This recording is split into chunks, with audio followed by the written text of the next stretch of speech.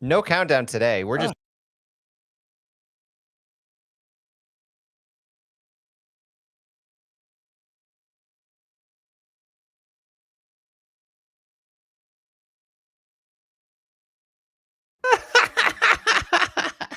How happy is Matt right now? I will stop hitting buttons. How's that? I will stop forever hitting buttons. I'm sitting here backstage for like the past 5 minutes, like prepping stuff, waiting for these guys to hop on. Yeah, I'm gonna go ahead and throw you under the bus for this one right now. I deserve And it. then Phil joins and he's like, "Should we go live? We're already a few minutes late." I was like, "Yeah, let's go." And I see the live countdown on our screen, the like 3-second one that we have, and then go straight into it. So you know what? I'm all aboard. And then I'm not. Yeah. Which feels like a good analogy for what we had to deal with on Wednesday night. Like we're all hyped up, we're ready to go. Things start strong, and then like that, it's just taken out. People keep calling our shows therapy, and I'm not quite sure how to take that. I think it's a good sign as far as what we do, but I don't want to have to be doing that. Like I'd rather be obviously be celebrations, right? Of happy days. They'll come again. They'll come again. We'll just give it time. City will be back on top, just like first half in 2023. Parody that short period of time that we all loved and dreamed fondly about. It was a flaming hot start was the thing. Yeah, earlier today, you, Matt, Phil, Santi, and I, we were trying to figure out when exactly, pinpointing when the wheels came off on that season, and I think we all kind of had different times. I thought that Colorado match where Klaus got hurt was the point, and I think Matt, you were saying Leagues Cup. Well, because in my brain, I've got a distinct like delineation of we went into Leagues Cup like with a huge lead in the West, and then most of the games, the back half of Leagues Cup, I just have this narrative that teams figured us out. Yeah. Whether it's accurate or not. But then I remember that Austin game coming out of Leagues Cup. I think it was like a 6-3 win at home. You guys remember that? That was epic. And that was right after Leagues Cup. So I guess there's at least a little bit of something to be said for starting that strong right after. Yeah, I think June we had 3 matches we won, and one of them I think was 3-0 versus Austin. And was the rain out in Dallas, or that was the season we had the really weird match where it's that was Dallas. Yeah. I think it was May to June that one. Okay, yeah. For some reason, I thought it was the restart was later than just a month, but that was the only match in City history where we did not make a single sub in the entire game, as for the official scorecard of things. Yeah, I'm trying to think of someone I think Blom was suspended. Yeah. And then he was unsuspended by the time the restart came around, but because it was still playing under those original rules, like he couldn't play or something like that. Yeah, vaguely remember that. And then, it just sucked because we had to fly down to Dallas. Well, I didn't fly down there, but the team had to fly down to Dallas for a 20-minute match, and then 20-minute match on like a Tuesday or something. Yeah. So stupid. Yeah. How bad is it that we're waxing poetic about 2 years ago, and this is our 3rd season? It is part of the story, though. It's part of the story. I mean, it's all part. Like, I'll probably mention it when we start the pod. But the flow of this show, I think, should be entertaining for folks tuning in, especially on the live stream. We're gonna recap SKC a little bit, talk about our takeaways, thoughts. Then we're gonna obviously preview Minnesota, but then the wind down should be pretty entertaining because I want it to be kind of a wide open look at some of the bigger stories, like take a step back from the day to day that's going on and look more into Olaf, Lutz, Diego, kind of the themes that go back to 2023 type of things. And how much time you got, Matt? Well, 45 minutes on the wind down, I guess. I don't exactly have a desire to make this a 2+ hour pod. Yeah, no. But we can get going with the KTRS part. Cool. Oh, here we go. Oh, wait. Actually, sorry. Before we start, I don't want to forget this again. What is the next game? Saturday night against Minnesota. It's the back-to-back. Saturday night against Minnesota. Away. Away, yeah. Thank you. I just wanted to make sure I got it. And we'll be on KTRS right before that one. Cool. Thank you. Yeah. Go ahead, Stu. What were you going to say? No, just looking to see if Bongi was out, but he is not out. That's unfortunate. Here we go. Welcome everyone to Flyover Footy on the big 550 KTRS. We have a big, long show for you today, but we're still going to make it somehow fit into this 45-minute block.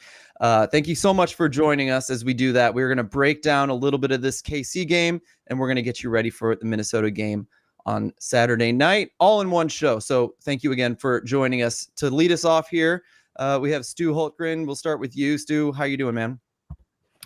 I'm doing great. Still recovering. Oh, yeah? In what way? In what way? Recovering emotionally, I assume you mean? Yeah, emotionally. That was it was a late night for, I think, a lot of people. Just getting home. I have a pretty short drive. I live in South City, not to dox myself. So I get home pretty quick. But I know people in the Metro East, or if you're going out to West County, going down Jefferson to get to 40 East, that can be a long, kind of miserable sit in the car sometimes after a match like yesterday. Can relate. Exactly. I'm not far from you, so it's a similar experience. We have Matt Baker to join us as well. Matt, would you like to join in the sorrow here? How was your drive home? Oh, my drive home was late. I was in the press room waiting for Olaf and waiting for the players. And if you follow Ben Hockman on X, or he posted just how long we had to wait. And I'm not going to lie, there was a period of time I openly asked in the press room, would anybody be surprised if Lutz walked in this room instead of Olaf? And because it was taking so long for a player or for the coach to come out. First of all, it was weird because Olaf didn't coach the game. And so we were asking the press team or the PR team for St. Louis, what's the protocol here? Like, is Olaf actually going to talk? And they're like, yeah, the rules state something like he can't have contact because he was suspended for yellow card accumulation, right? 3 yellow cards, 2 against Seattle in 1 of each game and San Diego. So Olaf apparently couldn't contact the team for 3 hours. I think it was either 90 minutes or 3 hours. For some reason, I'm getting the two confused, but a period of time before the game. And then at halftime, he couldn't have physical contact. Like, he couldn't be there in the locker room. So I think there could be a walkie-talkie situation. There could be a texting, but he couldn't actually be there. That's funny. But he was still there with us post-game, talking in the press room. And it took like 30, 35, 40 minutes for him to be there. So my night ended at like 11:30, midnight, just kind of waiting for him to finally appear, which he did, obviously.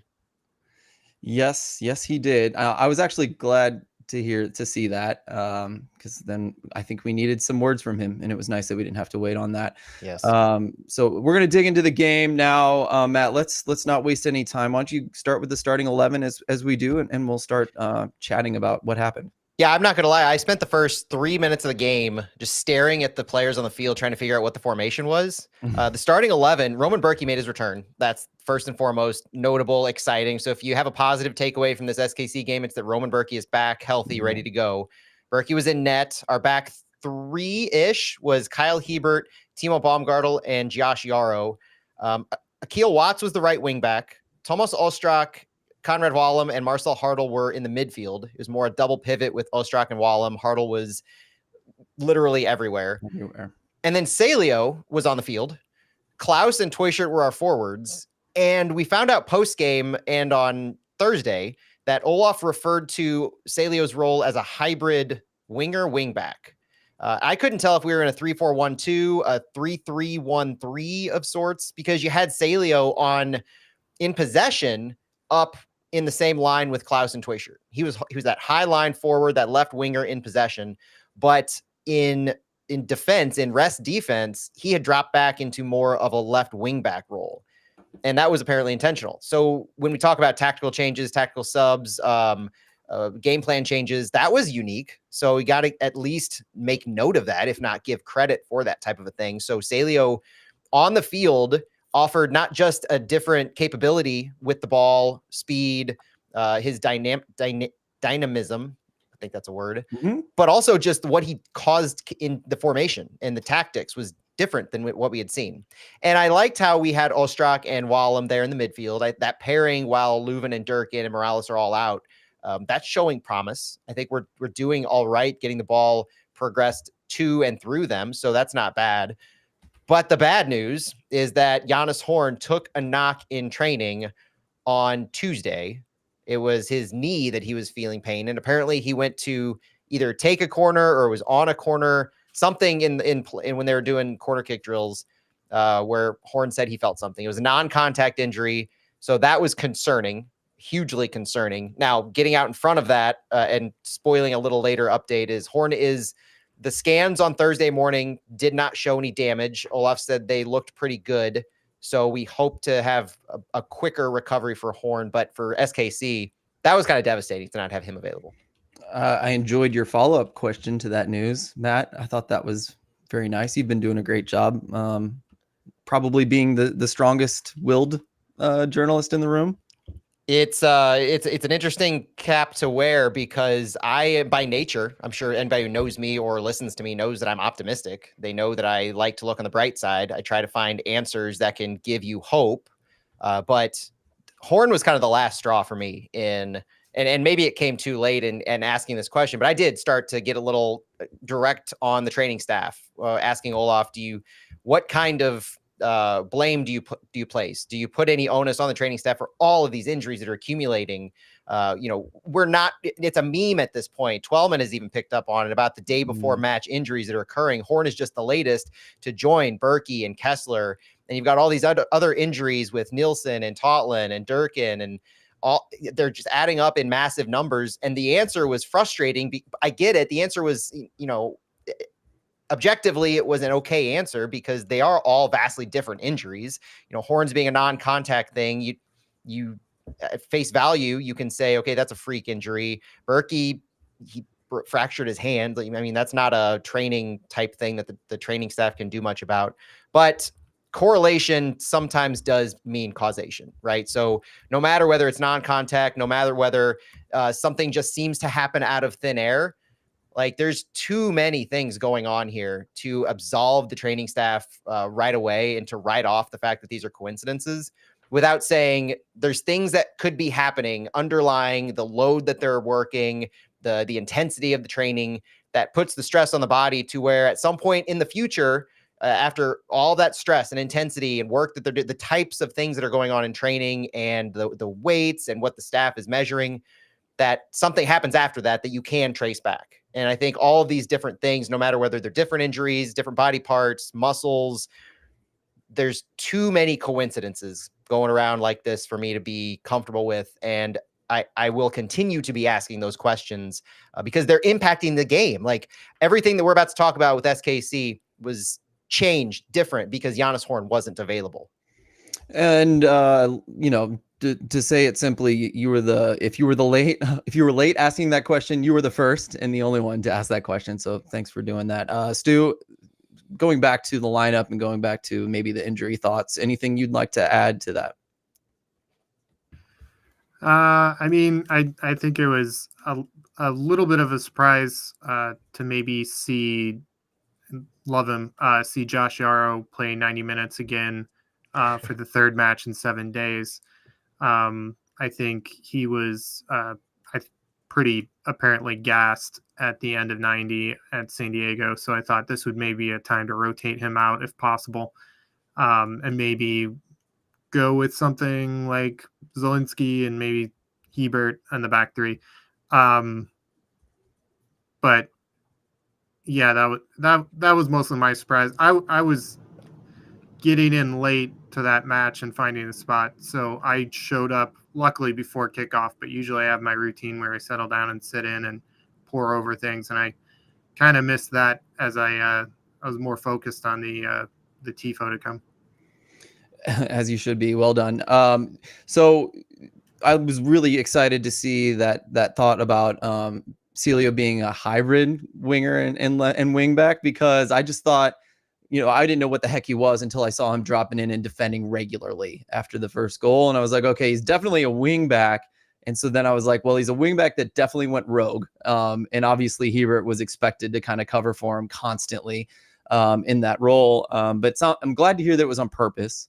I enjoy how crazy our formation can get because I enjoy freedom in a formation. And so I can add that one positive thing about Mellberg's system is that it looks like guys are able to move around like crazy if they want to. And I think that's typically a fun thing, cool thing. Good, we can debate. But, going into the very beginning of this, I thought KC came in pretty strong. And I thought, oh boy, this is going to be a long game if this is how they're going to start the game.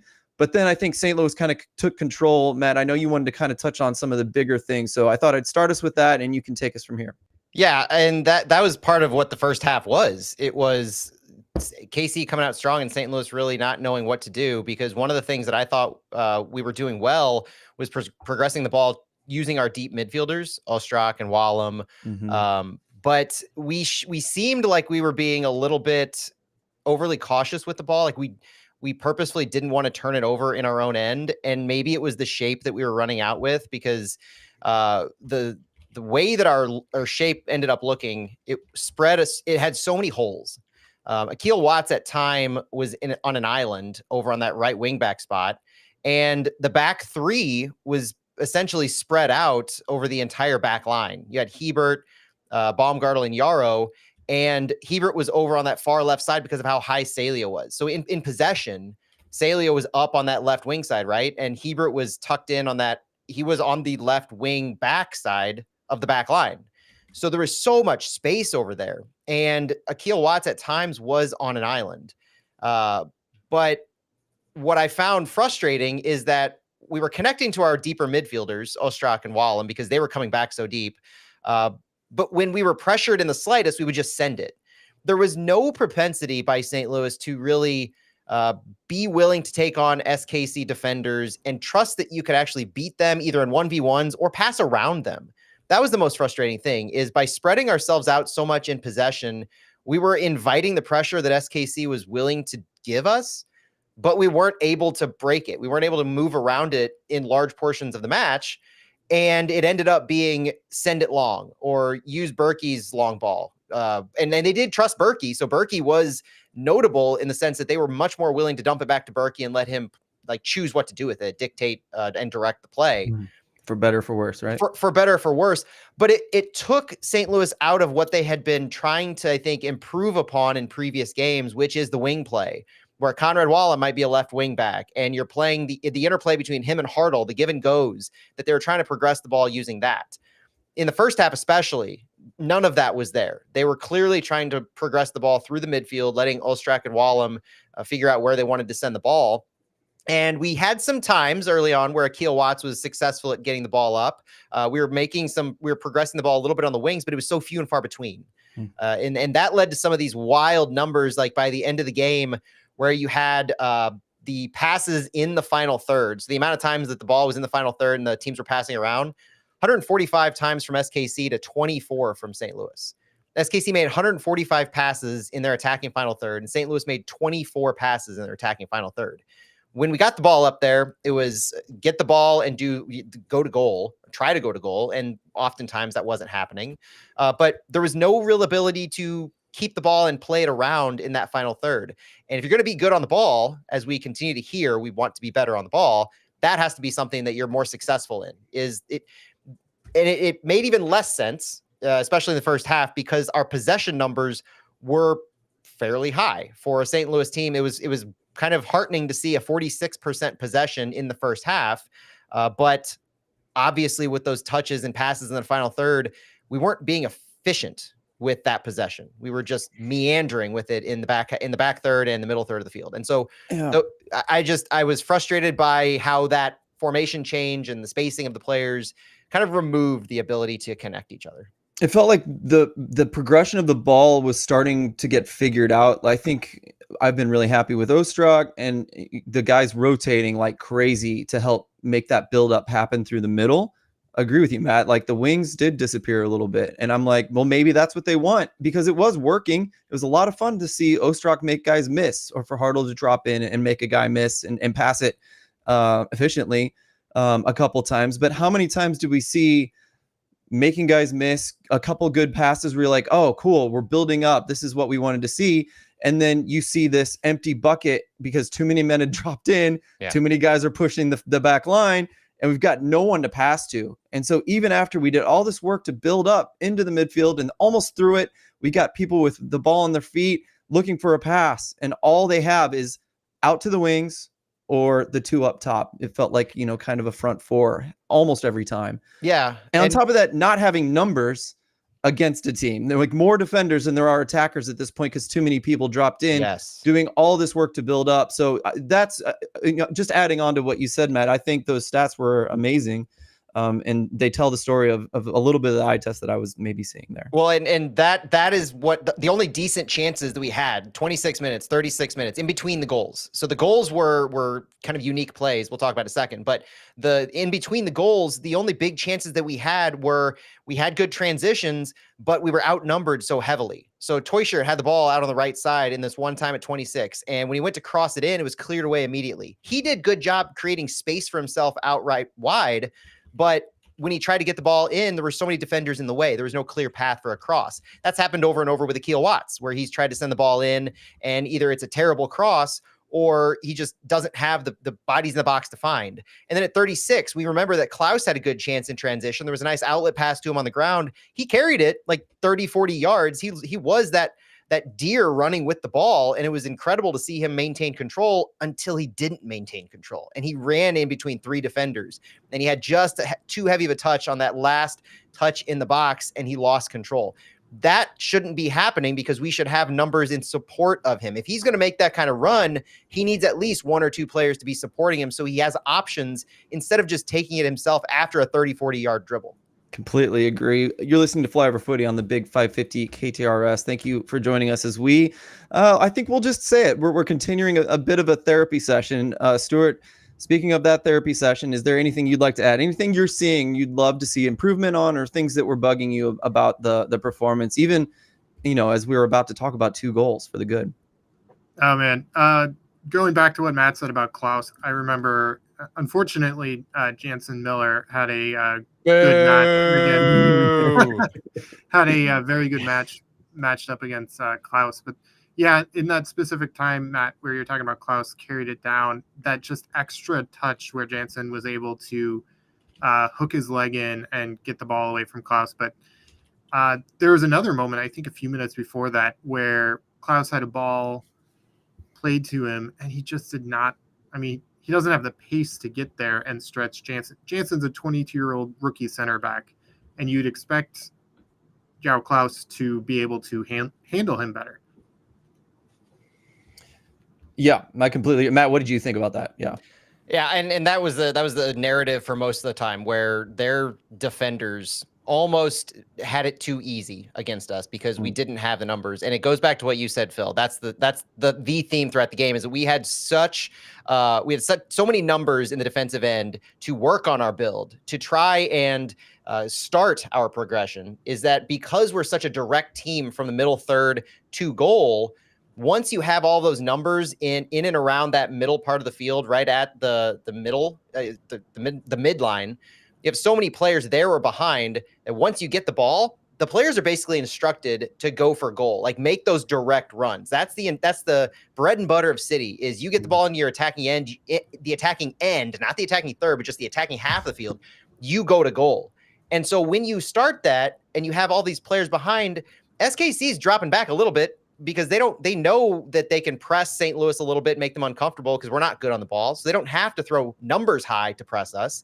And so they leave enough players back that they have these 2, 3, 4-on-1 advantages, and it just stops any transition that we had. And so we didn't have success in any of these transitions, but what we did have success in were some kind of weird, wonky, lucky / really talented plays. I was going to say, we got to throw talent in there too, right? The 16-minute goal by Salio deserves all the credit in the world, because on some level, this was the exact thing that not only we wanted to see from Salio, but we wanted to see this kind of quality and touch and shot from any single one of City attackers that we haven't really seen yet.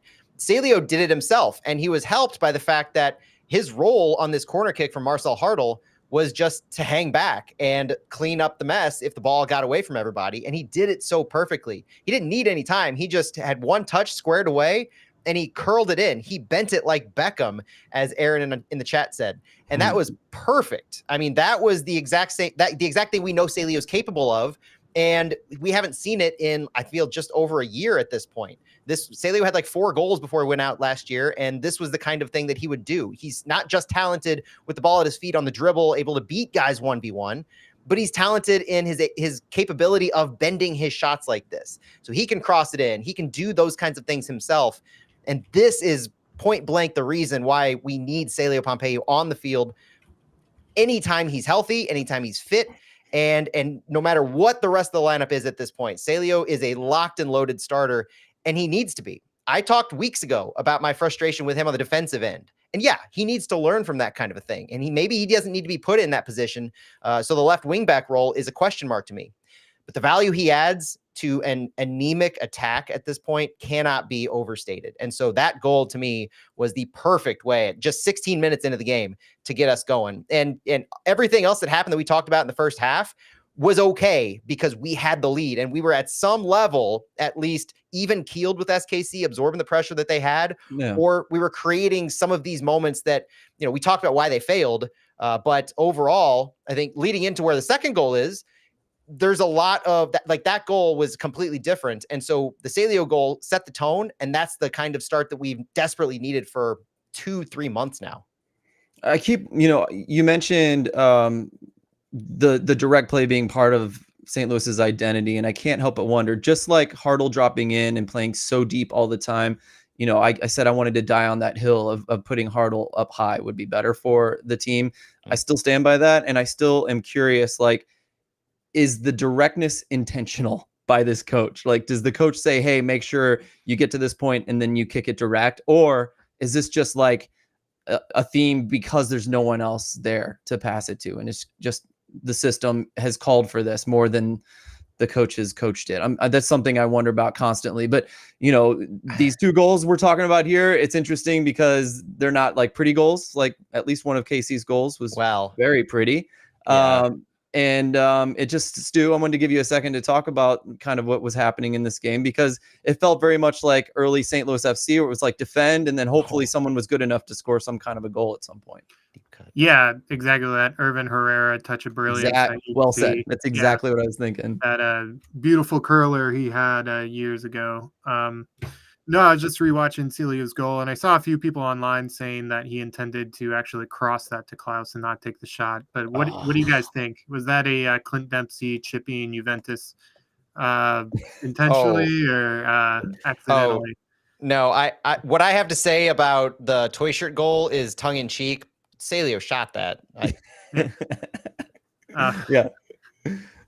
And on the toy shirt goal, the tongue in cheek thing is that it was started by Salio. First of all, another good job dribbling and taking the space that he was given, finding Ostrak. This was a better possession ball. This goal is actually more akin to what I want to see St. Louis be able to do, where they are more. This was still a slightly direct to goal, but in the sense of they got numbers higher. They were just a little bit patient, waiting for Ostrak to come in, waiting for Toysher to get set up on that line to make his run. And then they were still willing to go from Salio to Ostrak and then into goal. Ostrak was going for goal pretty quick there. And so this was still similar, but you're waiting just a little bit patience to get numbers in. The tongue-in-cheek thing is I have never seen a better through ball from Tomas Ostrak than that pass to Cedric Toysher with his heel flick into goal. I mean, absolutely marvelous through ball pass with the absolute touch needed and the pace behind that pass, because any slower of a pass and it wouldn't have gotten in, obviously. And Toysher just knew how quick the ball was coming in. And so his ability to receive it and then flick it over I mean, you couldn't have drawn it up better. And obviously they intended to do every single bit of it. Definitely not a Tomas Ostrak shot that was accidentally heel flicked by Cedric Toyshirt at all. No, of course not. We are more intentional. We're better, not lucky here at St. Louis City. Now I'd take some of that 2023 luck back right about now. Oh gosh, yeah. Well said. We were waxing poetic in the pre-show about 2023 a little bit, which kind of says, as Matt said, it kind of shows you where we are. Matt, let's start moving on here. What would you like to talk about next? I mean, we got to run through the second half. Might as well just go straight to the goals, because you had, I counted at least 2 chances in the second half by St. Louis to put this one away. You had the Hartl moment at 58. The pass from Timo up to Hartl in transition, playing it off to Klaus. Klaus couldn't get the shot off. It was like an extra touch, didn't have time to get one touch on it.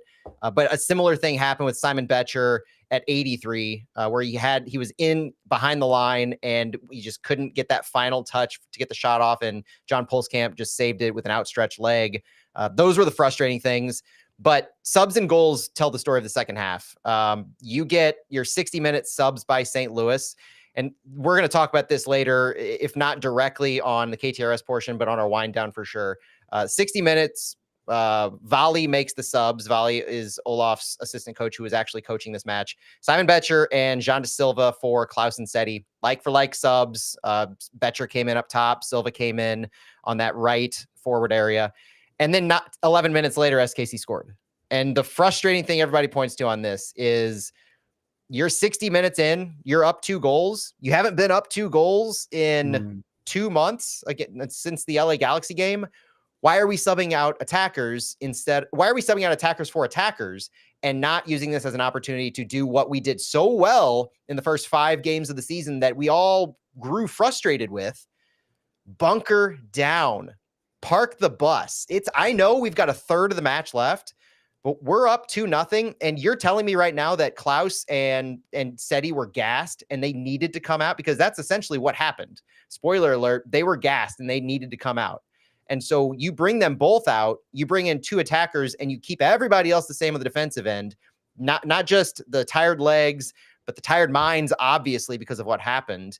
And you continue with the same exact formation. You change nothing when you're up 2 at this point, and you're still looking for the dagger. So if they had gone up 3-0, you could argue that and give them credit that maybe they would have bunkered and parked the bus at that point. But hindsight being 2020, hindsight even being 2060 at this point, like there's little option to me other than what we should have been doing there, knowing how SKC was starting to move. And if not at that point, then right after that first goal. I mean, what you're taking chances at here that don't need taking for a team that obviously looked different after the 60 minutes. And the 71-minute goal was that beautiful one you were talking about, Phil, where Tim Leopold was the recipient of a 10-pass movement by SKC that started with Pulskamp, and it progressed from the right defensive side to the left attacking side, back to the middle, and then back to the left attacking side. It was all over the place. City's defense was not only lazy, not only toothless, but they were ball watching. This was an absolutely horrid sequence by St. Louis City, and it made no sense because you saw inklings of press. You saw players in position to press high up on the field. So if you're not actually going to press and make the ball carrier uncomfortable, if you're going to like press and then back off, why are you that high up the field? Why are you stretching your line so vertical? Why aren't you dropping back and just preventing the numbers? If you're going to let them take the space around you and progress the ball around you into the attacking half, at least get all your bodies behind the ball. Like there's no reason for them to be working through and drawing players around like a puppet master here. And what ended up happening is they drew players enough to where Josh Yarrow stepped up, and at least he had a player to be guarding, stepped up to the ball carrier. Akil Watts was watching Josh Yarrow step up to the ball carrier.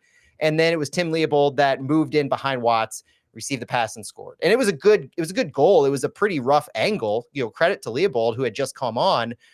But at the same time, he should never have been allowed to receive that ball. Yep. And, I think we should wrap this up. Matt, do you want to talk about some of like the thoughts about the game before we move on to Minnesota, or should we kind of? Yeah, we can turn the page. I mean, the second goal was, I think it was just, you blame Simon Betcher for trying to guard 3 people and dropping off and that free kick, but that was just a better performed free kick on the SKC side than St. Louis. They had a better tactics, they had better people in position, and they overloaded the back post, and they were successful, and it completely derailed, took this with the wind out of every sail. And it was frustrating because those 2 shots were only 2 of 3 shots in total by SKC after that 60-minute mark, and they converted on them. So they didn't create many shot opportunities. They didn't have many shots, but they converted. And that's where the difference was, is they converted their chances and we didn't. That's interesting. I was frustrated because I do think Betcher got himself into scoring positions in a very Simon Betcher way several times. And I even think he was extremely creative with how he tried to finish them. I thought he was on goal for most of them.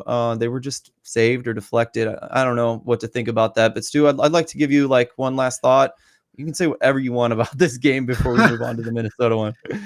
Oh man, whatever I want. No, that was that was a kick to the teeth. That was a rough one. I mean, it feels like a loss, even though it was a draw. I mean, just when you have those, those tweets or those blue sky responses all queued up in your head, ready to go for that final whistle, and just how you're gonna give it back to all the KC fans who have been talking trash all week, and then that happens. But I mean, also they had their Manu, Shalui, and Suleimanov. Those guys, they're the best attacking options on KC, and they played well. And if you want to look at it from that angle, they're executing and they're playing to their best, and we're not. Yep. And they're building on a program that their style looks very much the same. So they're building on something they've been doing for years on end right now. So that's another thing we can talk about later, perhaps. But I think we're going to wrap it up there, talking about St. Louis versus Sporting Kansas City in the 2-2 draw that felt like a loss, as Stu said. Completely agree. You're listening to Flyover Footy on the big 550 KTRS. For once, I'm a little jealous of you listening on the radio because you got a whole commercial break to kind of turn the page here, to kind of take a breath and forget that game. And we're going to do that now. We're going to do our best to forget about the last game and move on to Saturday.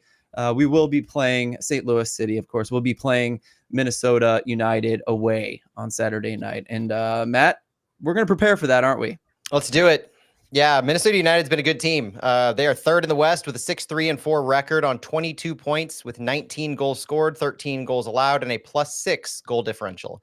They're 3-1-2 at home. These are wins, loss, draws. So 6 wins, 3 losses, 4 draws. At home, 3 wins, 1 loss, 2 draws. They did lose midweek after they were on a 3-match winning streak, though. So their last 4 matches, they lost 2-0 to Houston away when we were losing or drawing SKC. And then they had a 4-1 win at home against Inter Miami. Notable if you follow Minnesota United on social media, because they were called out by David Beckham for being a little classless in that loss, where Minnesota's having some fun with beating Messi in St. Paul. So, but Beckham clearly took a little offense to it. That was funny. And then they won away to Toulouse City in US Open Cup the week before. So that win was the reason that we'll be facing Minnesota twice in a few days now. Before that, they beat Austin 3-0. And so this team has been in fairly good form before this past midweek. They have not had a 2-match losing streak all season, and they lost their last match. So we want to be the first team to give them a 2-match losing streak this season. They have 6 clean sheets out of 13 matches, but they're not a massively dynamic offense recently. They haven't had a match, statistically speaking, with greater than 1.2 XG in their last 7 games. City has actually had 4 of those in our last 7 games. So underlying stats favor City as far as chance creation, offensive production, what should have been going in. Lady Luck has definitely not been favoring City. Minnesota's not too banged up. Hassani Dodson's been out for a bit with a knee injury. He'll be out till June. Owen Jean with an ankle late May. Kip Keller is on Minnesota United. Our old friend Kip Keller, who helped kick off our franchise back in 2023 with a great pass to Jared Stroud. Or Klaus, I think. No, it was Jared Stroud. Yeah, had to go way back on Kippy. Leg injury late May for Keller. And then Anthony Marcanic. I don't think Marcanic's going to play in this game. Apparently, he picked up an ankle injury, and the reports have him out till mid-June, which is kind of unfortunate, but also probably good because, believe it or not, Marcanic's been in goal-scoring form. Yeah. So the biggest storylines I have for Minnesota, 12 of their 13 MLS matches have seen them with less than 50% possession. They are a counter-attacking team through and through. In fact, Minnesota United are the only team in MLS who have a lower average amount of possession per game than St. Louis City. Minnesota averages 36.4% possession, where St. Louis averages 42.4. So if you're looking for the only team that wants the ball less than St. Louis, you're about to see them twice in MLS play and then Open Cup play next week. Their leading goal scorer to watch is Tani Oluwasai, who is in a drought, though. He leads their team with 5 goals. He's wearing the number 14, so watch for him on the field. But those 5 goals haven't been scored in a while. He hasn't scored in the last 6 games. He's got 2 assists, so he's been involved in goal-scoring opportunities, but he hasn't been scoring for them. And I mentioned Anthony Marcanic. 2 of their last 8 league play goals have come from Anthony Marcanic, who should miss this game. Unfortunate for Marcanic for that revenge game, but, things happen. On the St. Louis side, we know St. Louis is tied for 13th in the West, 2-6-5 record, 11 points. So we're 11 points behind Minnesota in the standings. We're on a 9-match winless streak in MLS play. We know the last results. Haven't won a league match since Seattle on March 15th. 6-3, 6 losses, 3 draws in that time. We've got 5 of 13 of our matches have been clean sheets, but 6 have been scoreless. We've got unwavering loyalty to the 3 center back look with this. And this is the unfortunate stat. So this is the thing that I harped on social media. We've used the same 4 of our 5-person back line for the last 3 games, and we've allowed 8 goals in that time period. Our last 4 MLS matches, City has allowed 9 goals after the 60-minute mark and 1 goal before that mark. The last 11 of our 14 goals allowed have happened after the 60-minute mark, dating back to that first SKC game. This has been an absolutely abysmal team when it comes to not just closing out games, but pure finishing games. There is a stat that I was hesitant to bring up, but if you look at if St. Louis had just not allowed any of these goals after the 60-minute mark, had we been a consistent defensive team, and basically there's one game where we scored late in the game in response, but there's a reality that I saw where if you are consistent in your defense and just keeping with the offense you had from the beginning of the season and not allowed any of those goals after 60 minutes, that made up for 7 extra points. And those 7 extra points, if you add them on to our total in the standings, would bump us up to, I believe, 8th place in the standings.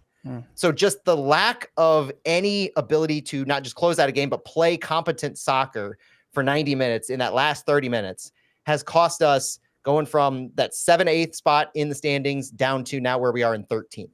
It's awful. And along with that, we're up and down on the availability. So looking at an availability report this weekend, it could be just Thomas Totland and Alfredo Morales on the report. You have a toss-up of Leuven, Durkin, and Horn right now because Giannis Horn, we talked about him. He missed the midweek game. He's got a knee injury. He'll probably carry a questionable tag into the weekend after Olaf said the scans on Thursday morning were not bad. Leuven and Durkin were actually both in training on Thursday. Durkin was in training on Monday. He picked up a knock in training on Monday, so he missed Tuesday's training, missed the game on Wednesday, was back in training, and Olaf said, quote, both look good, speaking of Leuven and Durkin, especially Chris. Olaf said, we were a little bit worried earlier this week, but he got through training well. Edu had his first training back in a couple of days, but we hope he could be available for the weekend. Both could be options. Beyond that, Berkey's back. Kessler's back. Kessler's getting more minutes. So things are trending better, even with that hiccup with Giannis Horn. And then the storylines I'm following for City, what can change, what needs to change, personnel, tactics, that same 4 out of 5 man back line with Hebert, Baumgartel, Yarrow, and Watts has to change. And Olaf, to me, is on a burning hot seat right now. We don't get many hot takes here at Flyover Footy, but that's a bit of not that it's not being said by everyone out there, but Hebert, Baumgartel, Yarrow, Watts has to change. That's really is that a hot take? I thought the hot take was Olaf's on a burning hot seat. I don't know. See, I feel like that's more common as far as like the storylines we talk about here. Maybe not. What do you think, Stu? Like, what are the big stories going in here? I also want to add to that, are we confused about, we got mad that we played too many defenders one game, and now are we like snake bitten? We're too scared to bunker in and do our defensive duty there, in the final 30. What do you think? What do you think, Stu? I think it's also just tired legs, endurance at the end of matches. overall narratives, yeah, stories. I don't think it's a hot take at all to say that Olaf is on a hot seat. I think that's the pressure that fans are giving out. Whether or not he's actually on one internally at City, I don't know. I would say there's probably some ticket reps that are happy that 3-year renewals already went out before the season started. Serious. But I mean, I'm already locked in for next year, and I'll be locked in until they pull the tickets away from me. But yeah, no, I think Watts, Yarrow, Baumgartel, that's Hebert. Yeah, if we could break them up, and I think once we get healthy bodies back, assuming Nielsen and Kessler remain healthy, I think that will break them up, and they'll slide back into a role that they're probably more fit for on an MLS roster, which is kind of plugging gaps and being spot starters here and there. And I do struggle with giving too much heat on Olaf for some of this because of the injuries. Like, I know everybody's tired of hearing about it, tired of hearing about the fitness. I'm tired of hearing about Olaf talk about the players aren't 90 minutes fit, even if they've been non-injured the entire season. I continue to not understand why Klaus can't go 90, other than the fact that he's playing multiple matches, maybe in a week, and you're not managing the Klaus's minutes to allow him to go 90 when you're just allowing him to go 60 every 4 days. But with the returning players, Kessler, Nielsen, who, yes, I know Nielsen's made of glass, but Kessler especially, if Kessler returns, I think that entire Kessler and Horn, let me say that if Kessler and Horn return, that entire back line changes, because you can run Horn out at left wing back, Hebert, Kessler, and Baumgartel are your center backs, and Conrad Wallem becomes your right wing back, your right midfielder, and everything just kind of really increases in quality from there. If you can get Akil Watts out of that right wing back spot, if you can have Josh Yarrow be more of a spot starter or a rotational piece, Hebert is towing the line to me, but I definitely feel more comfortable with him at center back, and I need him to not be a wing back. But those two players, Kessler and Horn, are kind of the linchpins to me of they make this so much better by where they would be slotting in and moving other people. Completely agree. And I think we can even count on our back three guys without having to make sure there's someone else back there to make sure everybody's safe. If we can get those starting center backs in there, and, having Totland back would be massive. The only thing I want to add is just looking at the City salary compared to the rest of the league is it's pretty high now. Like, it's pretty good. And even without Leuven, even without Berkey, now he's back. But I think our salary still looks pretty good. And we look at what we were able to do in 2023. There are so many arguments to put out there. And basically, I think the thing that bothers me the most is that there are coaches out there that can do better than this with much less. And that's something that's bothered me. I don't put too much weight on it, but it's something I absolutely cannot shake. So, the wins need to come one way or another. And maybe that's fair. Maybe that's not fair, but I think it needs to happen. Let's move on and close out this game. You're listening to Flyover Footy on the Big 550 KTRS. Not close out the game. We're going to close out this show. Matt, is there anything you want to add, or should we move on to the lineup here? Well, I want to reinforce Henry Kessler's impact. I looked up the stats this year with and without Henry Kessler. With Henry Kessler on the field, we've only conceded 6 goals in 8 matches. Without Henry Kessler, we've conceded 10 goals in 5 matches. And this does include the SKC game because he came on at 15 minutes to go and we'd already given up 2 goals. So 6 goals in 8 games versus 10 goals in 5 games. Kess's importance on this back line cannot be overstated. Getting him back in there makes everything else work. And this goes to kind of the recovery of everybody else, because fixture congestion is a thing to watch, mostly for St. Louis, to be honest, because this is the other narrative is this match against Minnesota. We are going to see Minnesota's A team. Minnesota has been running out basically Minnesota United 2 for the Open Cup. Knowing they're playing St. Louis, they may change a few things, but the Minnesota team that beat Lou City in the Open Cup was Minnesota United 2. It was basically even coached by Minnesota United 2 for the most part. And so this is going to be their A team. Are we able to run out our A team? The recovery for our attackers, the midfielders, players that played a lot of minutes. Is this going to be a good opportunity to get some speed in there? Salio, Silva, because I have liked what Jean de Silva has been doing on the right side. I think his carries from the middle higher. It's not what I expected to see from him when we brought him on, but it's an interesting way to help progress the ball. And the last thing I'll say is Olaf, when asked about Salio possibly starting more games and getting more involved, he had an interesting comment. He said he looks for 3 things, and seemingly referencing 3 things he looks for in attackers: goals, assists, and hard work. And so you have to ask yourself, does Salio have those things? Who and who doesn't have those things for City right now? Well, I'm going to tell you right now, Salio had a goal and an assist in this last game. So if Salio doesn't start as we go into our lineups, if Salio doesn't start this game, based on what Olaf said of goals, assists, and hard work needed to start, referencing Salio, but I think alluding to attackers, I mean, you could easily, you don't even need to read between the lines. It's right there in front of you. He's talking about hard work and what that means. It's interesting. Yeah. I'd love to see it, happen and work. Let's I'm sorry. I am being so negative. So let's get these lineups. This is always fun for me, whether we're in a good mood or a bad mood. I look forward to debating this just a little bit. Matt, what do you have for your projected lineup? Yeah, I think Kess becomes 45 minutes fit, but I'm less optimistic with Horn. And so mine looks at Berkey as a keeper. My back line is Baumgartel, Kessler, and Yarrow. I've got Wallem as my left wing back, Ostrak and Hartl as my central midfielders, Hebert as my right wing back out of necessity, and then Salio, Klaus, and Toyshirt up front. I think coming out early for Klaus and Toyshirt makes them likely to play, but I would be just as happy with Jean da Silva in that game. I would be thrilled if Edu Leuven was able to go. And obviously Horn, if Horn starts, Horn's my left wing back, Wallen's my right wing back, and Hebert is in instead of Yarrow. What do you think, Stu? I'm gonna, in the spirit of goals, I'll just say let's put Joey Zielinski in there. I'm gonna go with the same lineup as Matt, assuming we're gonna rotate and go all in a little bit more on U.S. Open Cup. I'm gonna say Zielinski will start against Minnesota United in our MLS match. I like it.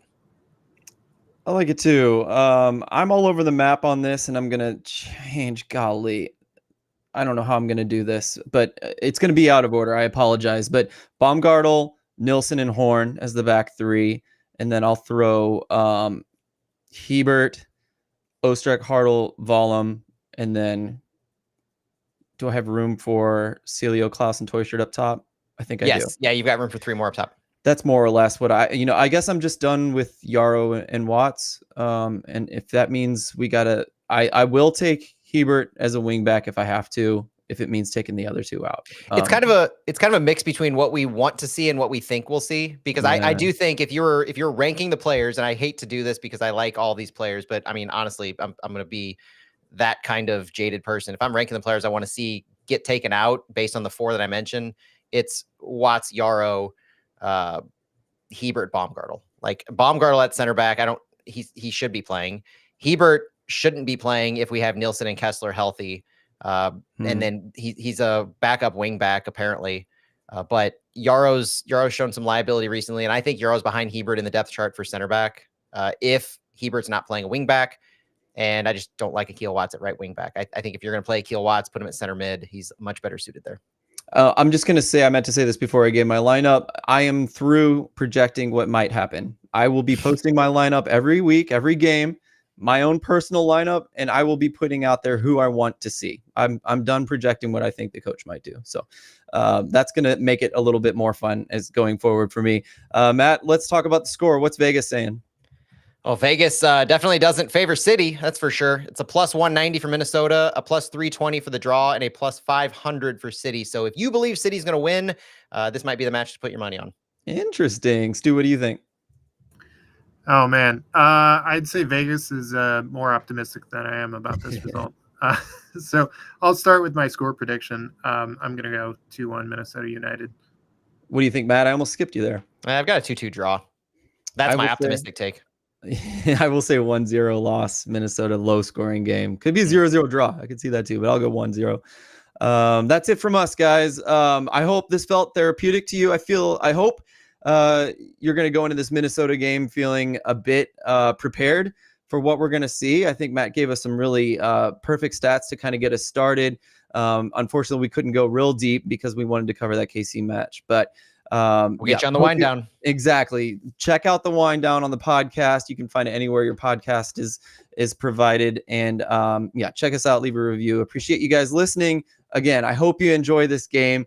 And as always, we are St. Louis fans till the end. None of this matters to us. We push on, we get excited for these games, and we support the players. Thank you for joining us again. We'll talk to you soon. Bye, everybody. Oh, I almost hit it. Oh, well done. We get to keep this one going. No more buttons for Phil. We get to keep this one going. Yeah, so let's grab a drink, Phil, and then we're going to let's touch a little bit more on Minnesota when we first come back. Because there's some questions from the chat, and then there's a couple other things that I want to get in before we pivot over to the Olaf Lutz Diego. All right, man. Cool. Be right back, everybody.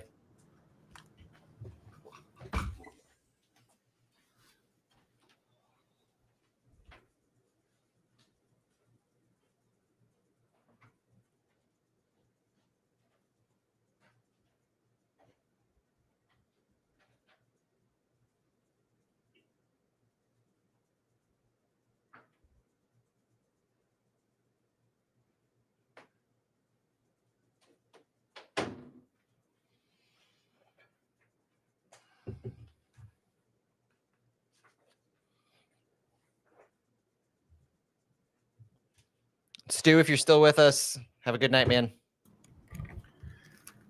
I'm gonna head out, hit the hay, but always a pleasure. Likewise, bro. Man, the chat's gonna be popping for this one. So give us your best Taylor Twellman rant. As was that Scott in the chat who said that? No, Brett. Brett, yeah. Let's get it going. Let's hear it. Yeah, I'll do my best.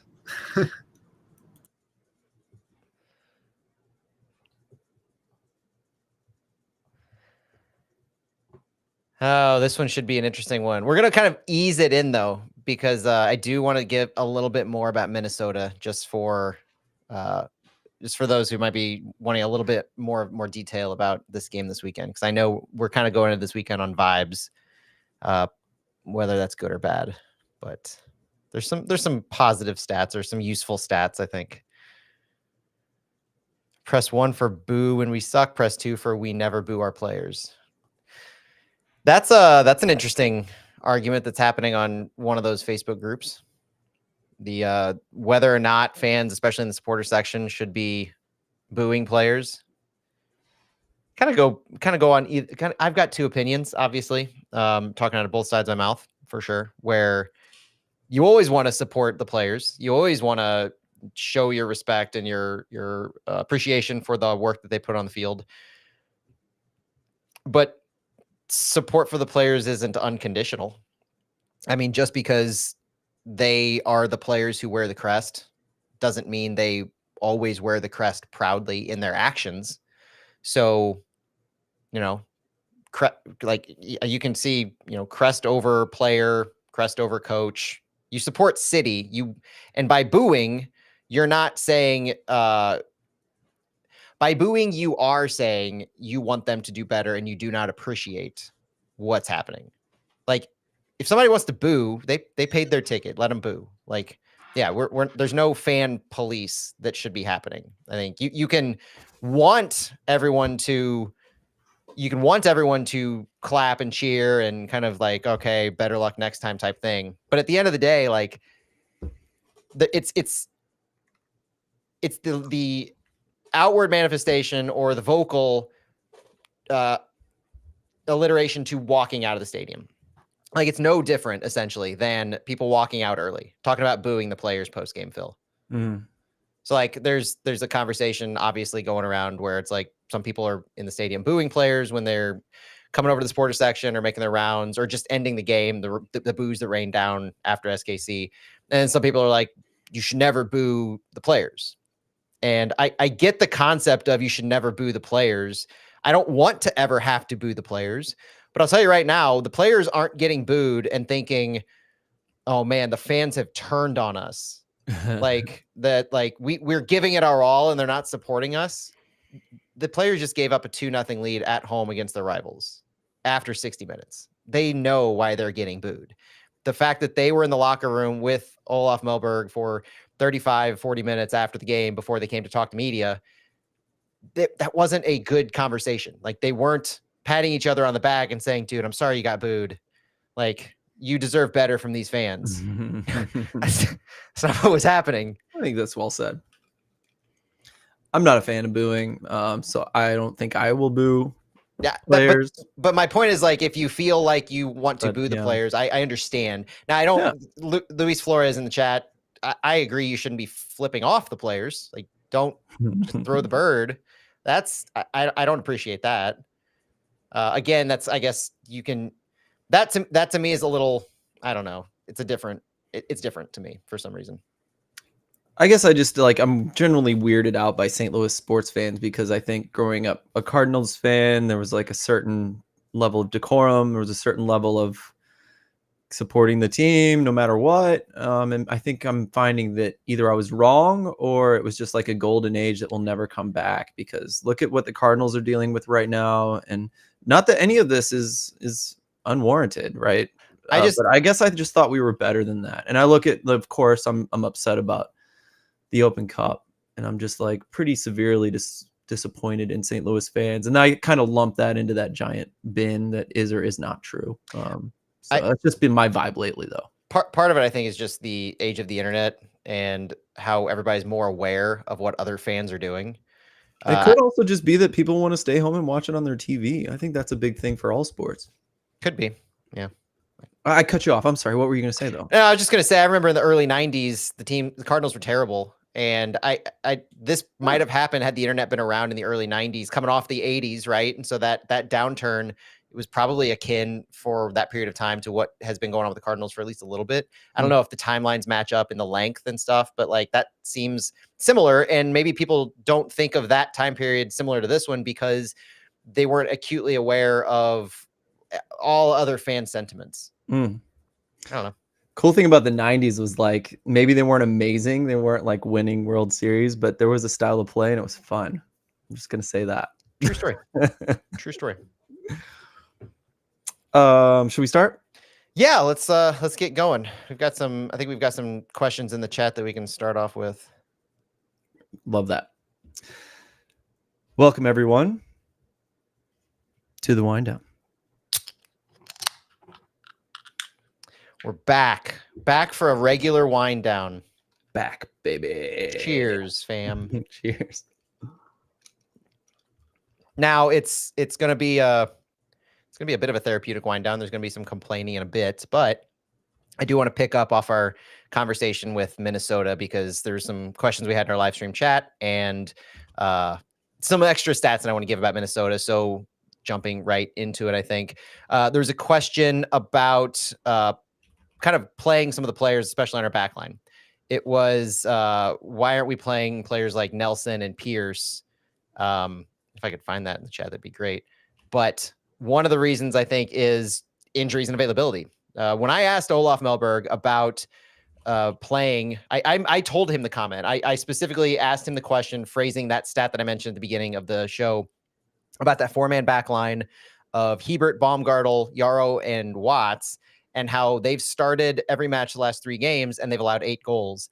And the answer is basically, I don't have anybody else. Like, essentially, that's what it boiled down to. Wenzel's had his own issues recovering from injury, stop and start.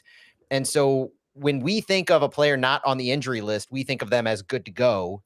And I said last week, I think I might have said it again in the SKC preview, that's really not the case. You got guys who are off the injury list, but their fitness and how long the staff say they can go may be 5 minutes, maybe 15 minutes. Like Kessler went 15 and that was his max, but he was off the injury list. So he was completely available from an availability report list. I think that perception hurts a little bit. And I put out player availability reports to just know, but I keep wanting to now raise that awareness almost. Like there's a difference between a player not on the availability report and a player who's 90 minutes fit or even fit enough to start. Wenzel's not there. Pierce, we haven't shown any inclination that he's there yet from a development perspective. He's an off-roster homegrown. He hasn't trained with the first team since like that first camp in preseason. And so that he's just not there yet. He's not an option. Joey Zielinski is a better question than Tyson Pierce of when are we going to see more of him? How much more of Hebert and Yaro do we need to see?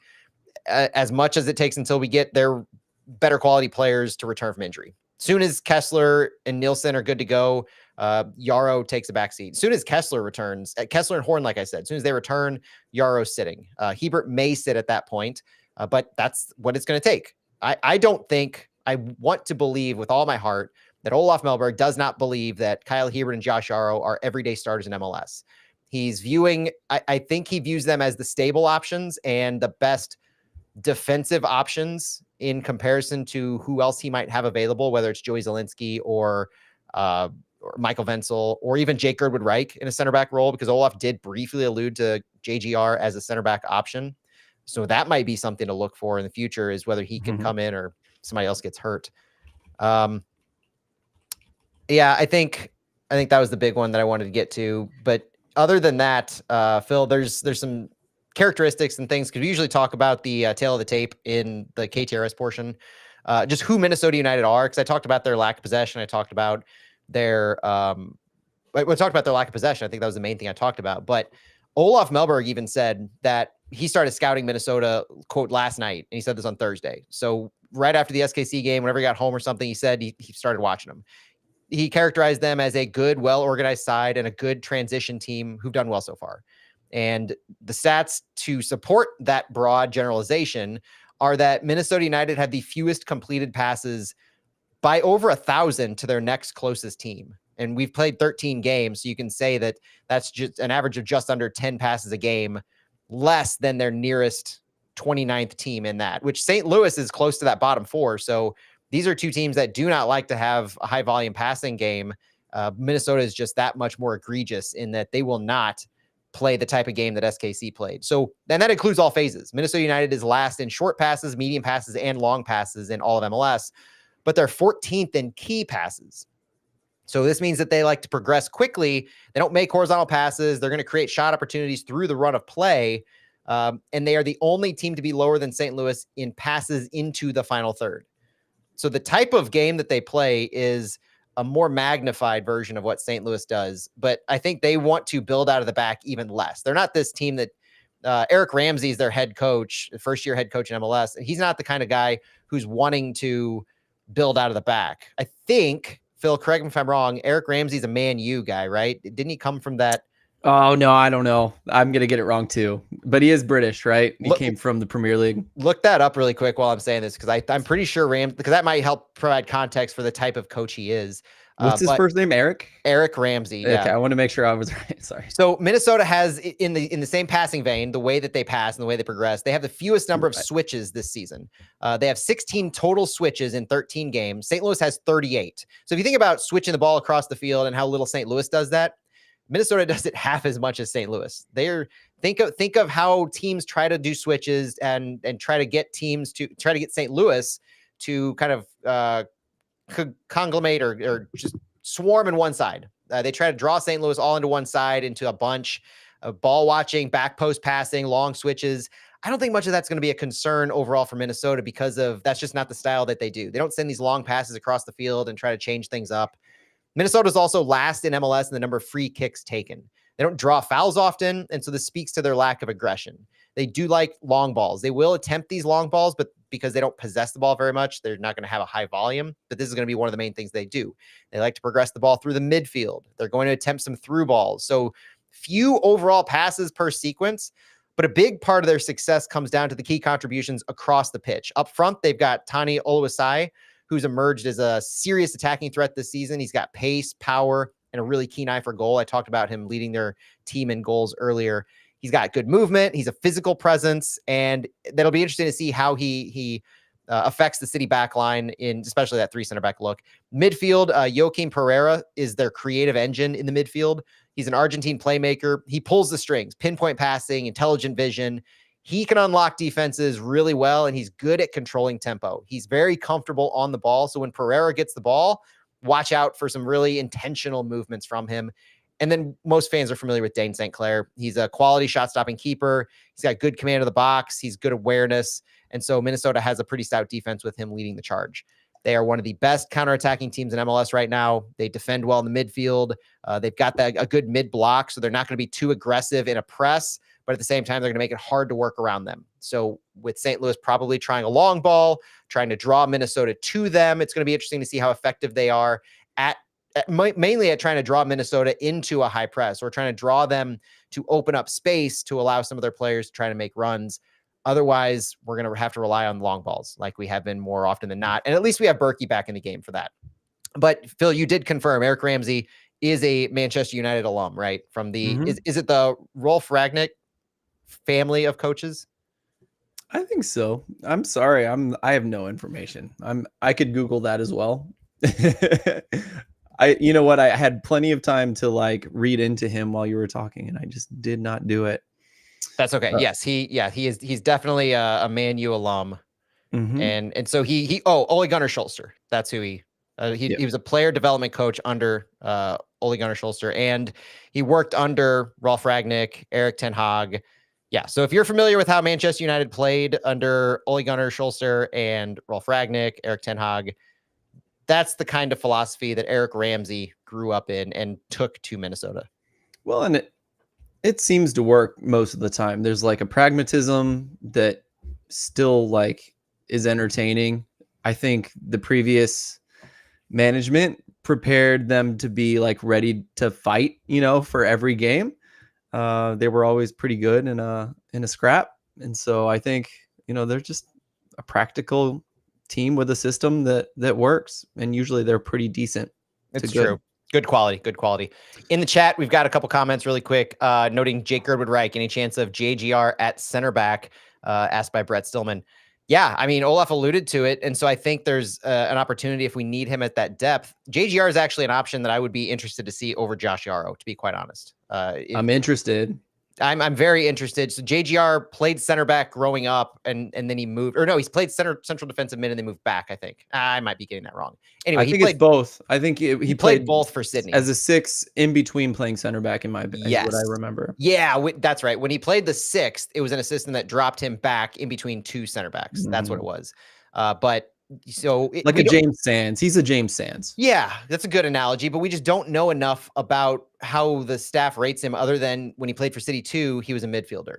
When you subbed in for City just now, he was a midfielder. And last season, he only played central defensive mid. We actually haven't seen any City coach, whether it's Hackworth or Mellberg, play him at center back, even though he's very capable. This is the first time we saw Mellberg's hand forced on. He had no one else. There was literally no one else he could play in that position unless he got really, really creative. And I'm glad he went a little more pragmatic. But, one thing that stuck out to me, he didn't do a lot. He is safe with the ball. He doesn't lose the ball. A friend of mine pointed that out to me at a game yesterday. I can't remember which. I apologize. But he's really safe with the ball. He's not super risky with the ball. So you might get a bit of like Yarrow Hebert vibes from him on the bad side, but he doesn't lose the ball. And in Australia, they would have to like tell him to chill out so he didn't get a red card every game. So I saw one little play where I was like, oh, he is ready to get stuck in. And I enjoyed that. So I'm curious with you guys, like I'd love to see him have a go at an outside center back position, because he's got some speed. He can handle an outside position. Wenzel, honestly, he had maybe one bad game, and he played a lot under Carnell for being a newbie. So like if Wenzel gets healthy, I'd like to see him too. He's got some speed. He can play outside. And he's got some quality playing forward. Hopefully he'd be more brave. I don't know. We'll see. But I'm glad JGR got some minutes, even if it was on accident. And he's one of those players that the fan base is just kind of starting to sour on, because it seems like we wasted $800K on him at this point. And he's a U22, so he's not he's not hitting our salary at anything meaningful. $150,000 salary hit, that's nothing. That's the purpose of a U22 contract. Injury, fair. We're not using our academy kids either. So like I don't know if JGR is the one at fault here. Well, you want to pivot over to our bigger wind down topic? I think that's a good transition, isn't it?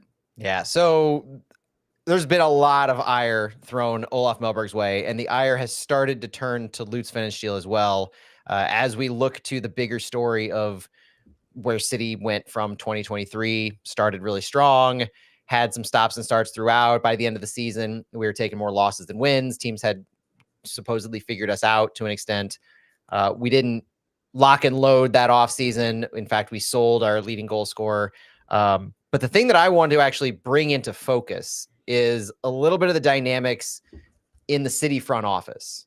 So Lutz kind of pulls the strings as a sporting director. He's in charge of the scouting networks. He's in charge of identification. He's in charge of, I think, making offers, all the things you would think of with a sporting director. But the buck stops with Diego Gigliani. And Diego has been in this position as president and GM since mid 2023. I had an incorrect date that I threw out on social media, so I apologize for that. But he was announced in April 2023, and he took over around the Leagues Cup summer break in 2023. So if you look at every move that St. Louis has made in the past almost 2 years now, they've had Diego's fingerprints on them just as much as Lutz. Not in the sense of Diego's going out and scouting these players and Diego is making the initial identification and wanting to bring in these players, but Diego's signing off on them. It's not Carolyn straight up signing off on them. Carolyn took that step back to just be the CEO, more working on community endeavors. I wouldn't say figurehead, but she's the chief executive. She speaks for ownership. It's Diego that is in charge of everything: sporting, business, operations.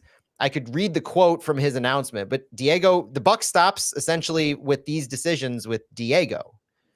Now, in this conversation of Olaf right now, I want to take a step back and look at these almost 2 years of since Diego joined this organization, because Lutz stood everything up. Lutz set the system that we're running. It was his system to create. He brought in the initial head coach, Bradley Carnell. Well, John Hackworth for City 2. John Hackworth, his technical director of coaching, and then technical director. But Lutz set up this entire structure, right? So everything that we had from the get-go, the beginning of 2023, from Hackworth to Carnell to the players, that was all Lutz. Even the players that I think we brought in the summer window of 2023, correct me if I'm wrong, I don't have this in front of me, but it was Anthony Markanek and Nukvi Thorson, I believe, as the only two players we brought in summer 2023. That was Lutz. That was all Lutz. So Diego comes in at that point. So Diego oversees everything that happened at the end of 2023, that collapse into the playoffs, where, yeah, we still won the regular season in the West. Wasn't by as big a margin as we were leading at early in the season. We were unceremoniously dumped from the playoffs in 2023 by Sporting KC in 2 straight games, which was an embarrassment. And then you don't reload much in the offseason.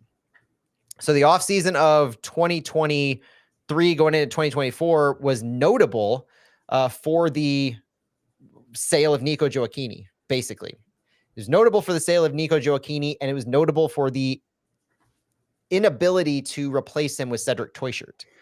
Because Cedric Teuchert was the rumored player that we made offers for, that we wanted to work out the deal with Hanover 96 to bring on, while we sold Nico to Como in Serie B at the time for $2 million with escalators that almost assuredly never came to fruition. But Cedric Teuchert's inability to be landed, I think that does go to the footsteps, not necessarily of Lutz, but of what Diego and ownership were willing to pay for a player like Cedric Teuchert.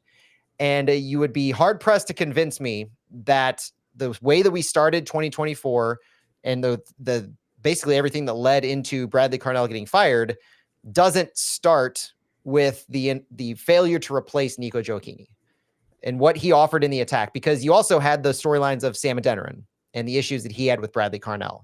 You don't need Sam Adeniran as much if you bring in Cedric Teuchert right off the bat to start 2024.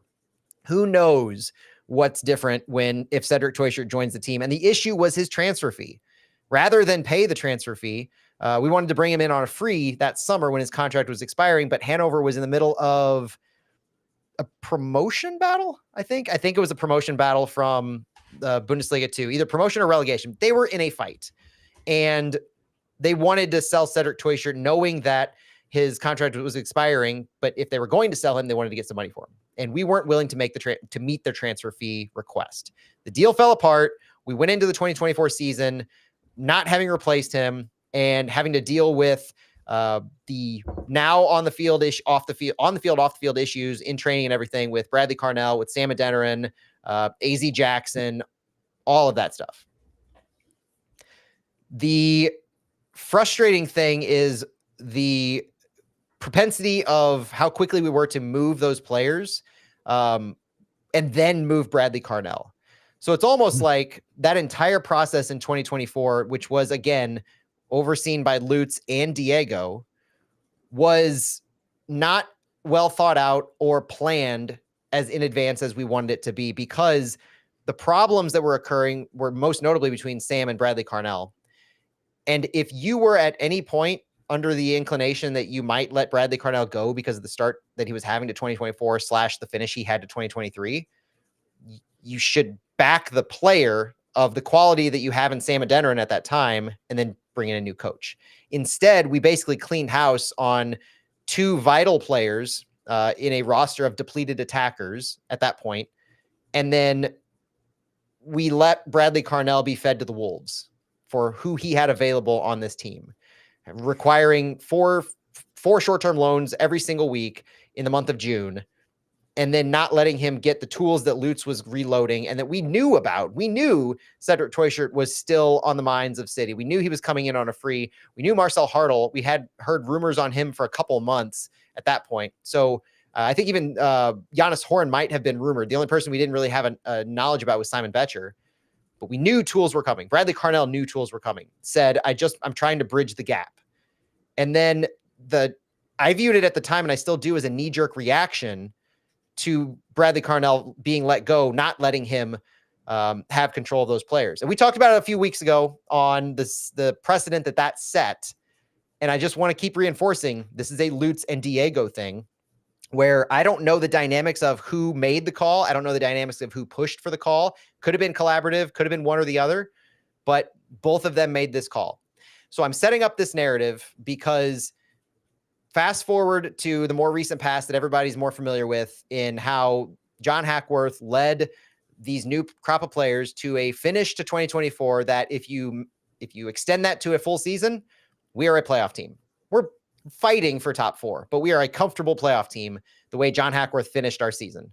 After that, you have the coaching search that was obviously a Lutz and Diego effort.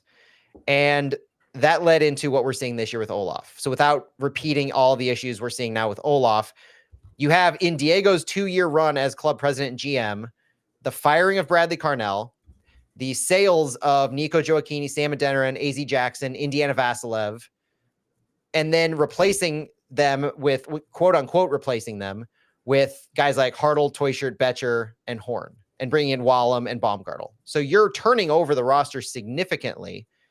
And at this point, you've turned over the roster so significantly with players that still have Lutz's fingerprint on them, of players that he wants to play the system. And so at this point, you make the intentional call to say the coach who has been with you from the beginning, who you brought on to be your director of coaching, to align all of your coaches to your style of play, isn't the guy to lead the first team, despite the work that he put in to get this team to be if you magnify it out, a playoff contender. He didn't have the runway to do that, but if you extend it out, he would have. And so we heard that Olaf was the top choice in the search. Now, I don't know if this was Lutz's top choice, Diego's top choice, or both. There's questions to wonder. I don't think we're ever going to get answers to these, but I do think it's valid to wonder and ask these questions, because no matter what happened, whether it's Olaf selling City a bag of beans on what he was planning on doing with the team, or whether it was Lutz and Diego overlooking something that was said in the interview of what his real intentions were, it's obvious that this final decision after the firing of Carnell, after not choosing Hackworth, this third decision on coaching in a 3-year-old club has been disastrous. And it's something that all fans should be saying, we should have seen this coming based on what we've seen out of Olaf from 13 match days. He could be a good coach.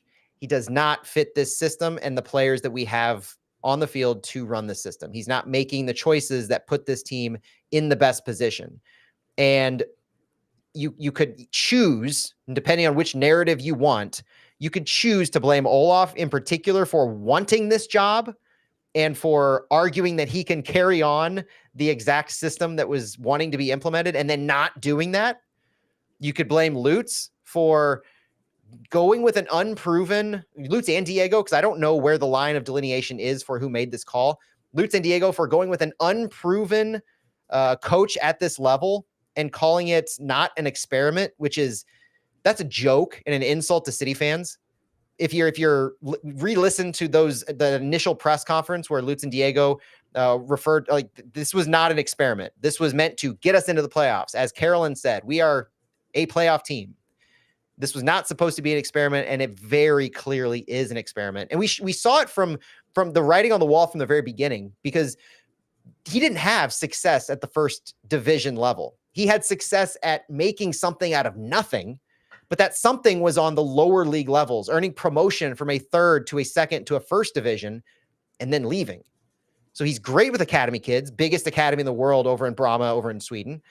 He has success at the lower leagues in that country, but even that top league in the country is not comparable to MLS. So again, these questions should be laid at the feet of all three of them. And that leads into my next really big point of, can Olaf be fired without Lutz going with him? I think the decision to do this is ultimately going to fall to Diego. It could fall to Lutz in wanting to let Olaf go, but I'm going to throw out scenarios. These are all hypotheticals. These are all just food for thought. If Olaf wants to fire, if Lutz wants to fire Olaf right now, based on his performance, would Diego let Lutz fire Olaf without also showing Lutz the door? Is that something that is at this point, kind of a joint thing for Diego and Carolyn, where they've seen 3 different coaches now, and we have not seen a measure of sustained success. So does Diego, and by extension Carolyn, view Lutz as tied to Olaf and his success? That is a big question I have on my mind. And it could be a reason why Lutz doesn't want to pull the trigger yet and wants to give Olaf a little bit more time to get these players healthy, the quality players back that actually can impact what Olaf is trying to do with the system. The sneak peeks that we've seen of success could be sustained if you get a back line that has Jonas Horn, Joachim Nilsson, Henry Kessler, Timo Baumgartel, and Thomas Totland. And you have Conrad Wallem in the midfield alongside Edu Leuven, Marcel Hartl, Cedric Toyshirt, Klaus up top. You got Salio, Silva, Durkin on the bench. I mean, that is a quality team right there. I've probably forgotten 1 or 2, but that team right there is epically above what we're seeing on the field right now in terms of quality. So maybe Lutz is wanting to give that kind of a leash to Olaf and say he can do this. He's not full of it from what he told us in his interview. And that's the best kind of justification I can come to on why Olaf continues to get a chance especially after running out the same back 4 in these failed 3 games that in a streak of 9 games that have been terrible. All of this could be, thrown to the wind this weekend if after Minnesota we have another unceremonious dumping and then it's a Vancouver Bradley Carnell situation and Lutz just fires Olaf right after that and we carry on with Hackworth as another interim round 2. But these are just the feelings I have right now that third head coach, it seems like things are maybe a little more tied to Lutz. And I think this may go to what kind of relationship Lutz and Diego have. This is not anything I know anything about, but it's something I wonder desperately. Is Diego came in well after Lutz had stood up the sporting department, after Lutz owned and ran the sporting department, and now Lutz was reporting to not just an outsider, but somebody who may have an entirely different vision coming from Man City with the global reach that Diego had been working with. He specialized in working with multiple clubs around the globe to grow the Man City brand. It's also questionable on how much Diego actually has his fingerprints on the sporting side. Yes, it is a responsibility of his to oversee the sporting department as the president GM, but all of this that I'm discussing is kind of predicated on the fact that he's a little bit more hands-on or wanting to have his own say in certain decisions and be an actual decision maker versus implicitly trusting in Lutz and rubber stamping things. So there's a lot. Most of this is food for thought, but it's also horrifyingly frustrating because we're in year 3 and it's like everything keeps stopping and starting with this club, partially based on injuries, but also this one big chance to reset everything. This one big chance to say this second year was a sophomore slump of epic proportions. The one big chance to say we can build on the success at the end of the season because we brought in the right players. How many times did we hear Lutz talk about the quality of players he brought in the 2024 summer transfer window? Giving those guys plus Wallum and Baumgartel the keys to the castle with a hand-selected head coach. You have months to pick this head coach. Bradley Carnell's fired at the very beginning of July. You need somebody brought in by December to get up to speed and take over for preseason. That's a massive window of interviewing, of getting your short list down, starting from a huge list and getting it down. And you end up with a head coach who's delivered a 9-match winless streak in your first 13 games, and you're sitting tied for 13th. That's embarrassing, and it's unacceptable. Matt, what do you, I think the thing that, obviously you covered a lot of ground there. The thing that I asked you, and we're in multiple DMs with a lot of people, and I enjoy getting people's opinions in those DMs. And something I asked today, I didn't actually get an answer to, is like, do we think these players are bad or overpaid? No. I don't either, but I was like trying to ask everyone that. And I think maybe the answer, the fact that no one really had a damning response, maybe we can safely say, since you and I both agree, that I do think this is a good roster. I think these players are great. I don't think Lutz has overpaid on a majority of the players. No. So, I mean, some maybe, arguably, but I think mostly we got good deals. Oh, yeah. That's even to a fault, right? Like, we've waited on guys to get those deals. Right. In Toyshirt's case, I don't think we've overpaid for anybody, JGR included. I think that's JGR's to me the only one that I'd be worried about. I think the rest have performed nicely. This is why I'm so based on their salary. This is why I'm hesitant to really go all in on Olaf all the time, because of the injuries. Because of the injuries to that roster. Well, that's my next point. That's my next point. Is correct me if I'm wrong, Matt, but some research I've been doing is, like I said earlier, we are 5th in MLS in salary right now. It's not true. That Capology site's wrong. Okay, so where would you put us? Well, the problem with Capology site, I know it doesn't include like transfer fees and things like that, but where would you put us as far as like salary levels? I think when the salary report comes out in the next couple of weeks, we're going to be in the middle of MLS, middle third. Okay. And the Capology site that has been floating around here, if you click into any one of those teams, like FC Cincinnati, that's showing we have a $3 million more salary than FC Cincinnati, they don't have salaries for like a Vander or some of their other players that are new. So I appreciate the correction. Yeah. And that's why I asked. I wasn't sure, but that's a big, I was asked multiple times in the past day on X and on Blue Sky about that too. So I'm glad we got to address that. Me too. But even so, if we're like mid-table as far as salary is concerned, the two things that, and I feel bad for the PR department. I feel bad for Lutz and Diego because surely they were part of this messaging. But two of the first things they said is that Mellberg has a history of making teams play better than the sum of their parts kind of thing. And he's good at getting academy players to play.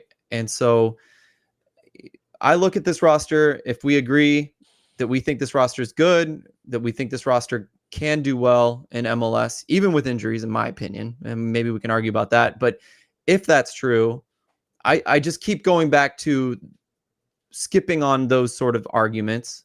People, the Lutz out people, I'm not on board with it. I think it goes back to, I don't think it's arguable at this point that Mellberg is underachieving. Again, we've seen really bad, low salary rosters do fine in MLS.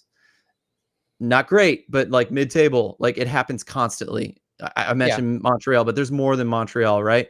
And so like if I think we can agree that Melberg is underperforming at this point, and we agree that he's definitely not doing the things that were messaged to us early on, again, I keep going back to who hired him.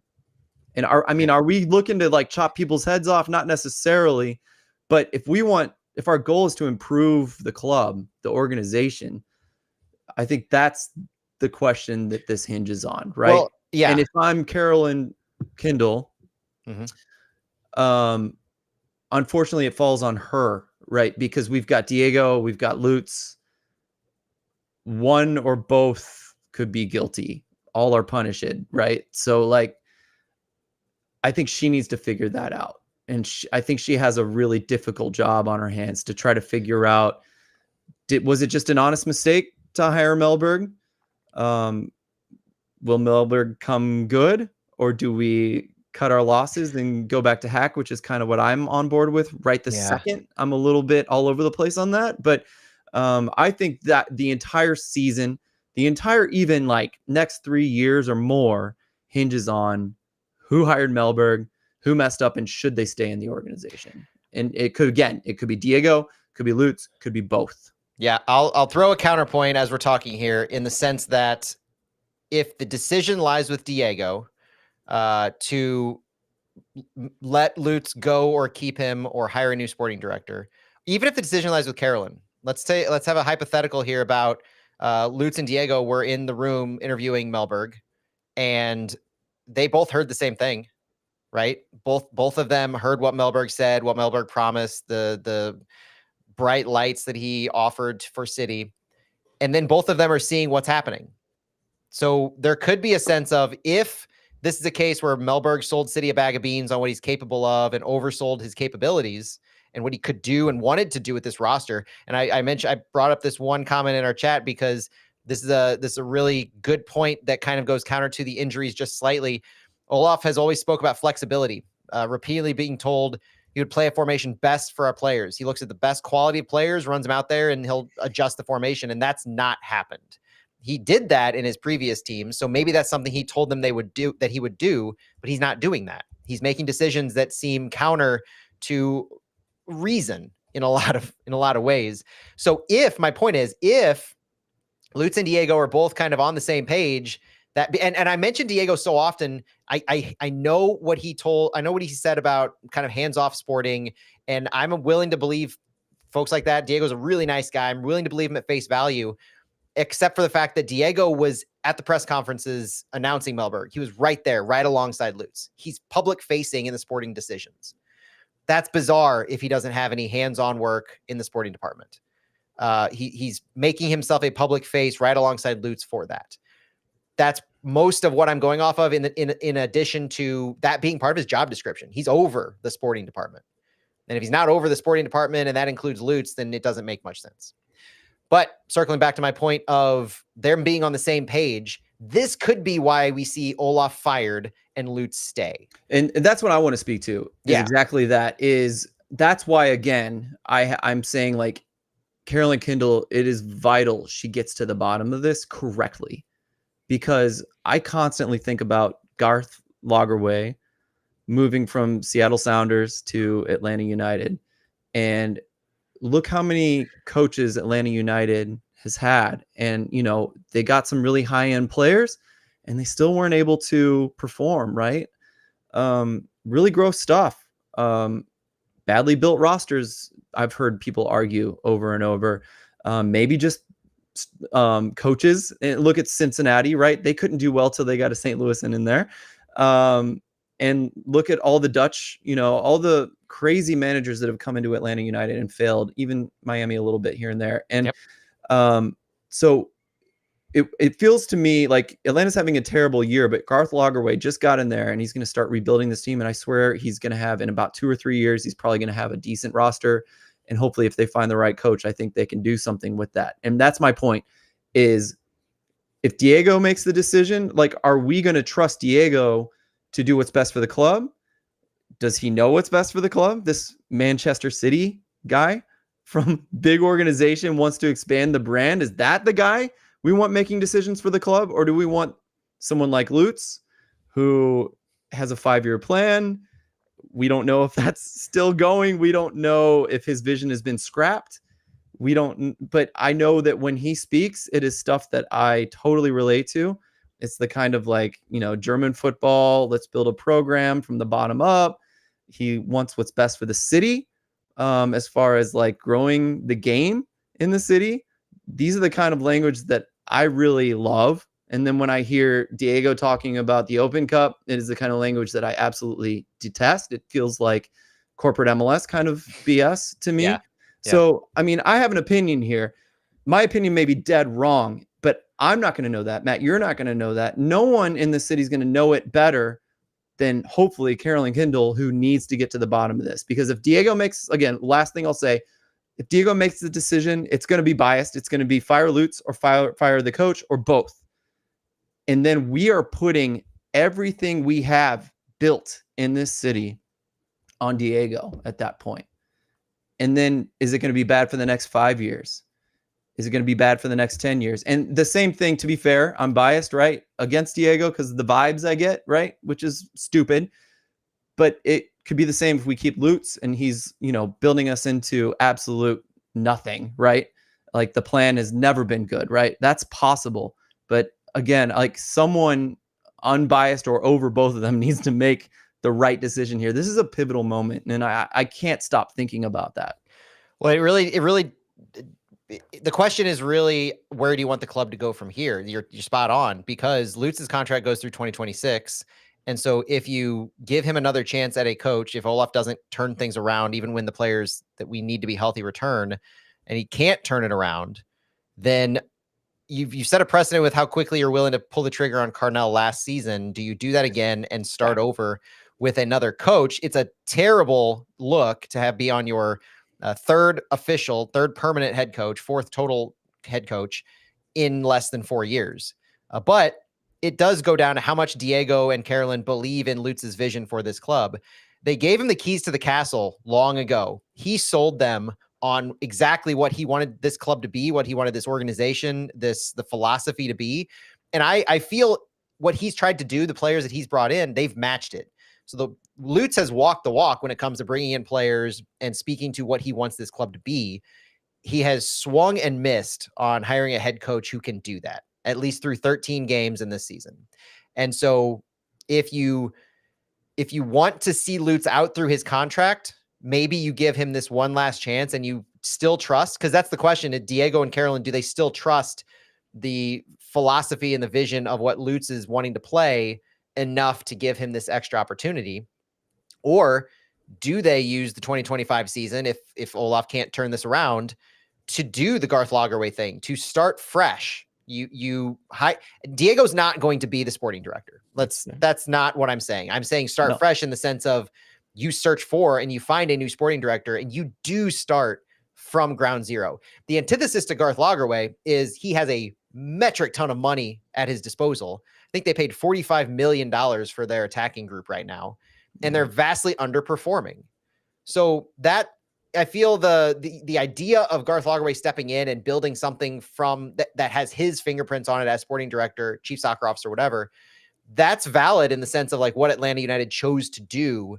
And they're going to give him time to do it. They gave him money to do it, but he hasn't had success in finding a coach. It seems that, I think it's Ronnie Dyla that's down there, that's getting the most out of his players. So this isn't a uniquely St. Louis problem necessarily. There's other teams that are struggling. Austin has spent $30 million on their attackers on their roster, I think, and they're not lighting the world on fire either.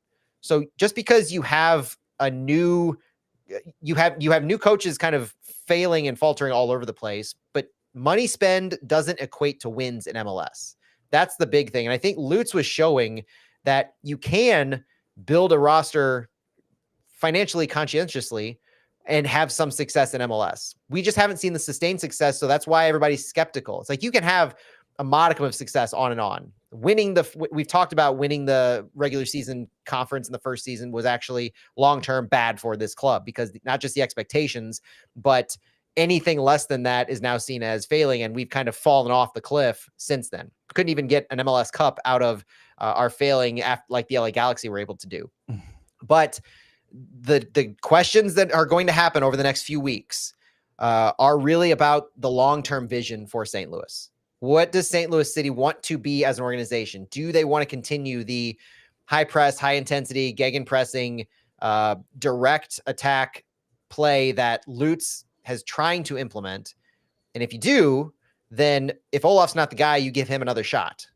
But if you want to re-envision what St. Louis City is as an organization, then that's when they're going to pull the trigger on Lutz, and Mellberg will have been his final strike. The last thing that I do want to say as it relates to the on-field success is I hear the calls and I see the frustration, and I experience the frustration at times in when Diego talks about the organization's desire is to win trophies, but winning trophies is the means to the end of doing everything they can to make St. Louis a better place, to enrich the city, the area, the region, to revitalize, to reinvigorate the city of St. Louis, the region of St. Louis. And they use the soccer team as a means to do that with the mini pitches all over the place, the futsal courts, the youth programs, the outreaches. All of that's great. Bigger than soccer. All of that's great. Billy. But if you're going to be bigger than soccer, you have to be good at soccer. You can't have a team run out on the field that is getting slapped around and then use that team, use the brand of that team, the crest of that team to say, we want to build a better spirit of St. Louis. We want to build a spirit of tomorrow for St. Louis using this crest that's getting the bejesus beat out of them every single week in MLS. You can't have that. It doesn't work. You can't have one without the other. So in that sense, I see what Diego's saying. You want to win trophies with your on-field products so that you can use this team as a vehicle to do more. Every MLS team wants to do that. We're just shoving it in the faces of everyone in how much that's an organizational goal. Everybody, Charlotte does this. As much as I hate Charlotte does this in their community where they build mini pitches. They go out and they build soccer in the community.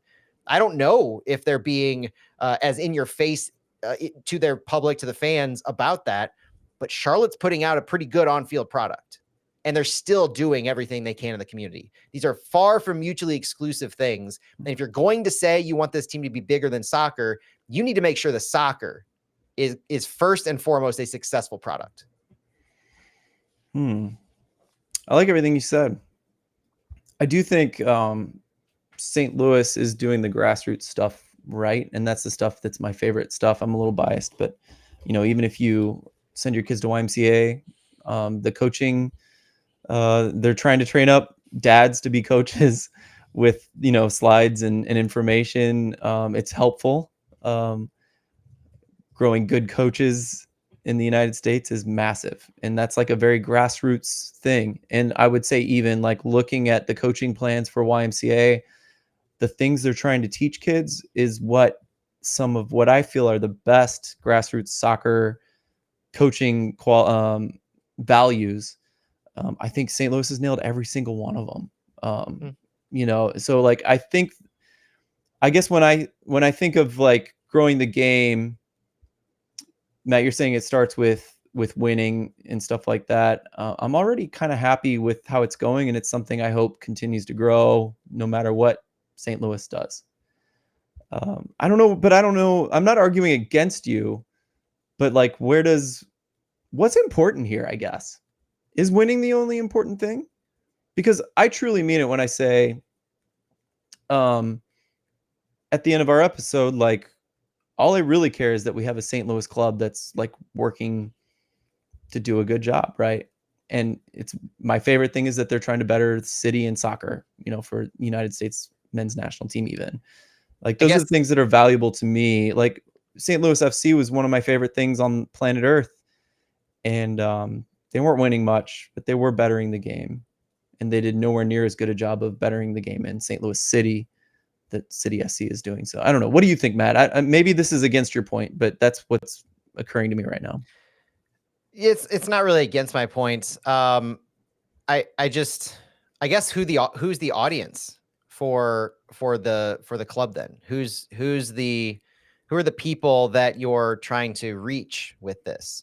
Is it Is it kids? It's not me. Is it parents? It's not Open Cup fans. Is it people who are it's not grassroots soccer? Yeah. Is it people who are nostalgic? They want the U.S. national team to be the most it can be, and so you have an academy here that can better or more quickly identify players and move them up through. Like, who is the audience that you're trying to reach for St. Louis City? Because I would argue that, we talked, I think Stu mentioned earlier in the show, the 3-year contract, the ticket reps and everything like that.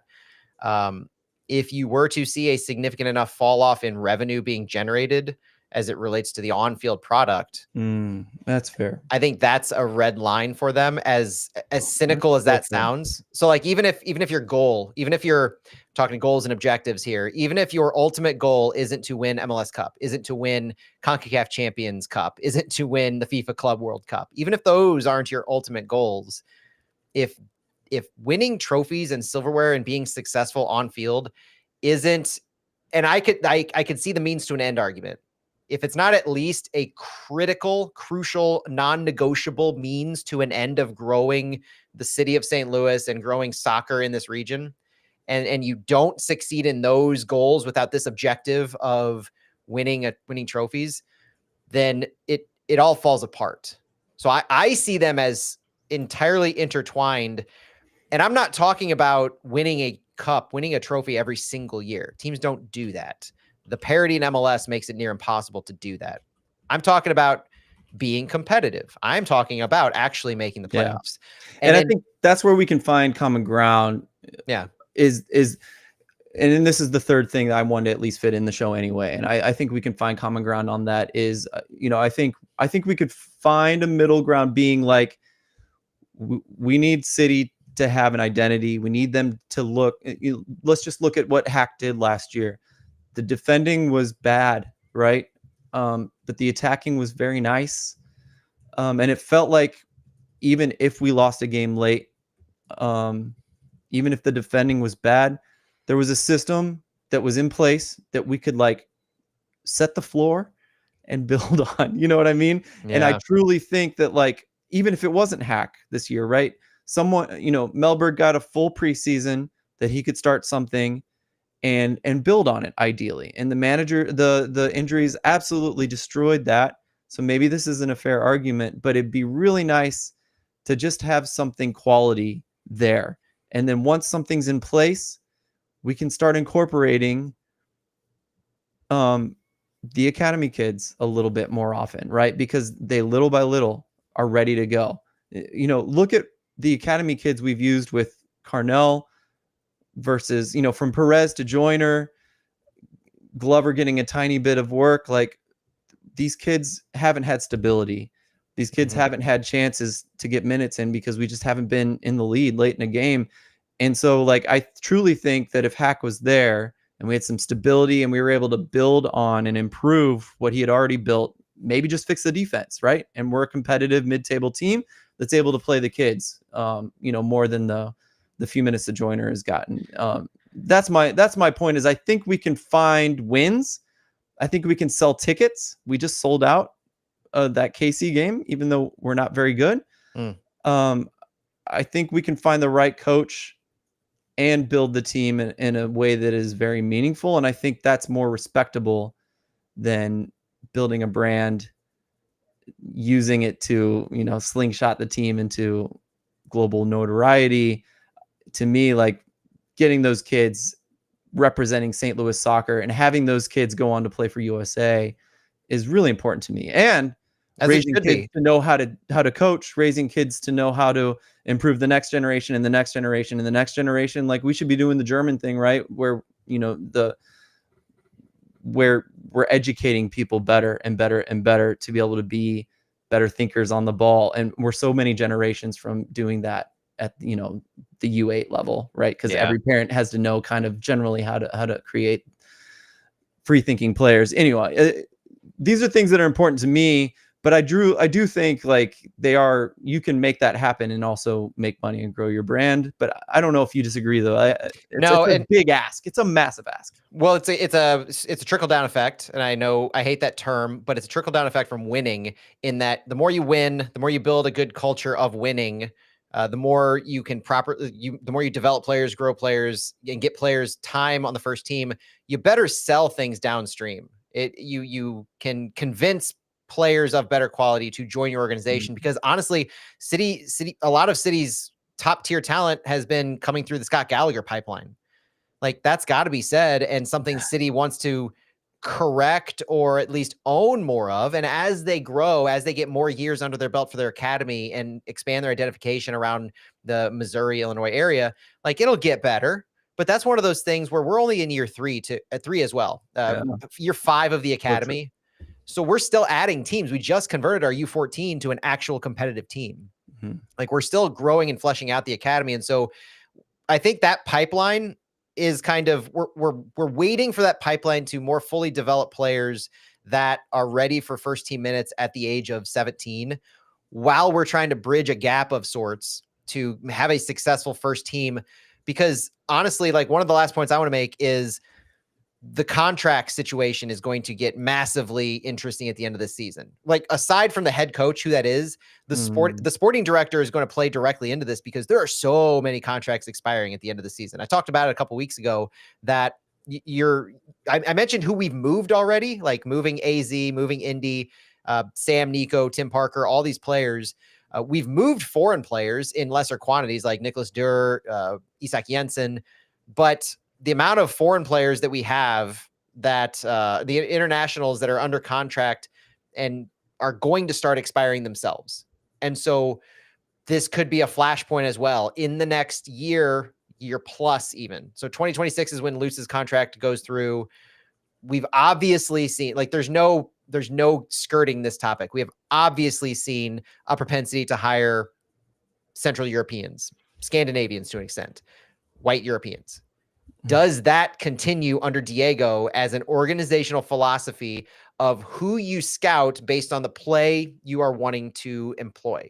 The play style leads just as much into where you're scouting as anything else. And so all of these calls for scouting Latin America, signing a U22 from South America, that plays into this. And it's Diego and Carolyn who are helping to shape the vision long term, and whether or not Lutz wants to extend beyond 2026, because this is already the longest that he stayed with an organization, I think, in maybe ever. This will be 6 years with an organization.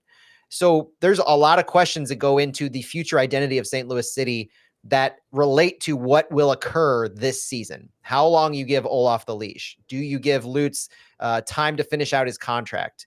And how you work on turning over the Lutz signed players whose contracts are expiring in 25 and 26 into the next crop. Where do you take St. Louis City from here? And those conversations, honestly, they're occurring. I know they are, because this is a visionary team. They have these long-term thoughts of what we want to do in 2, 3, 4, 5 years, but also they're under a microscope right now. And the decisions they make in the month of May into June of 2025 will impact where St. Louis City goes from here for years. So pivotal. It is such a pivotal moment. And honestly, I'll even say this as an encouragement. I think Mellberg might be one of the lower things to worry about long term. Could be. And again, the positive sentiment that I can leave us with is, in the immediate term, if we give Olaf an extended run, if we give him a few more games at least, I just want to see what happens. I want to give him an opportunity to have more of an ideal 11, just to see if it's even possible for his system to work here.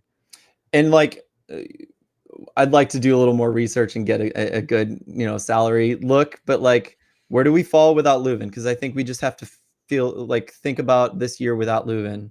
And if he comes, it's a bonus, but like, what do we look like without Leuven? And just like, that's our team from now on. We've got Berkey back. I think that's massive. Yep. So, and we've got other guys coming back. So, I have to remind myself, like, I truly thought we'd start looking a little bit better, like 1 or 2 weeks from now. So, like you said, the XG's ticking up. I think that's a very good sign that people aren't paying enough attention to. Yeah. That, maybe in 3 games we go on a streak and things look better and we don't have to worry about all this. That would be wonderful. And what if that streak or that turnaround coincides with us getting into the US Open quarterfinals and making a run at that? If you want your glass half full view, there it is right there. Absolutely. In St. Louis, if we win the next game and we get lucky enough to get drawn at home the following game, I want to retry. I want to go. I want to see what St. Louis can do in the Open Cup, because I think that was a weird week, but I could be wrong. But I want to see it. I'd love for that to be, glass half full. I'd love to see that. That'd be great. All right. I think we should call it at that. Yep. Thanks, Matt. Yeah. Thanks everybody for joining us. Appreciate the chat. Appreciate the conversation. Thanks for listening wherever you get your podcasts. If you're inclined, leave a review, 5 stars. We really appreciate those kinds of things. The acknowledgement and the support that you guys have is amazing. We love chatting about this with you guys on Thursdays and beyond. And we, like you all, we just hope it gets turned around quickly and finding a sustainable solution for this organization that we love so much. Bye, everybody. Bye. I don't push the buttons. I'll push the button.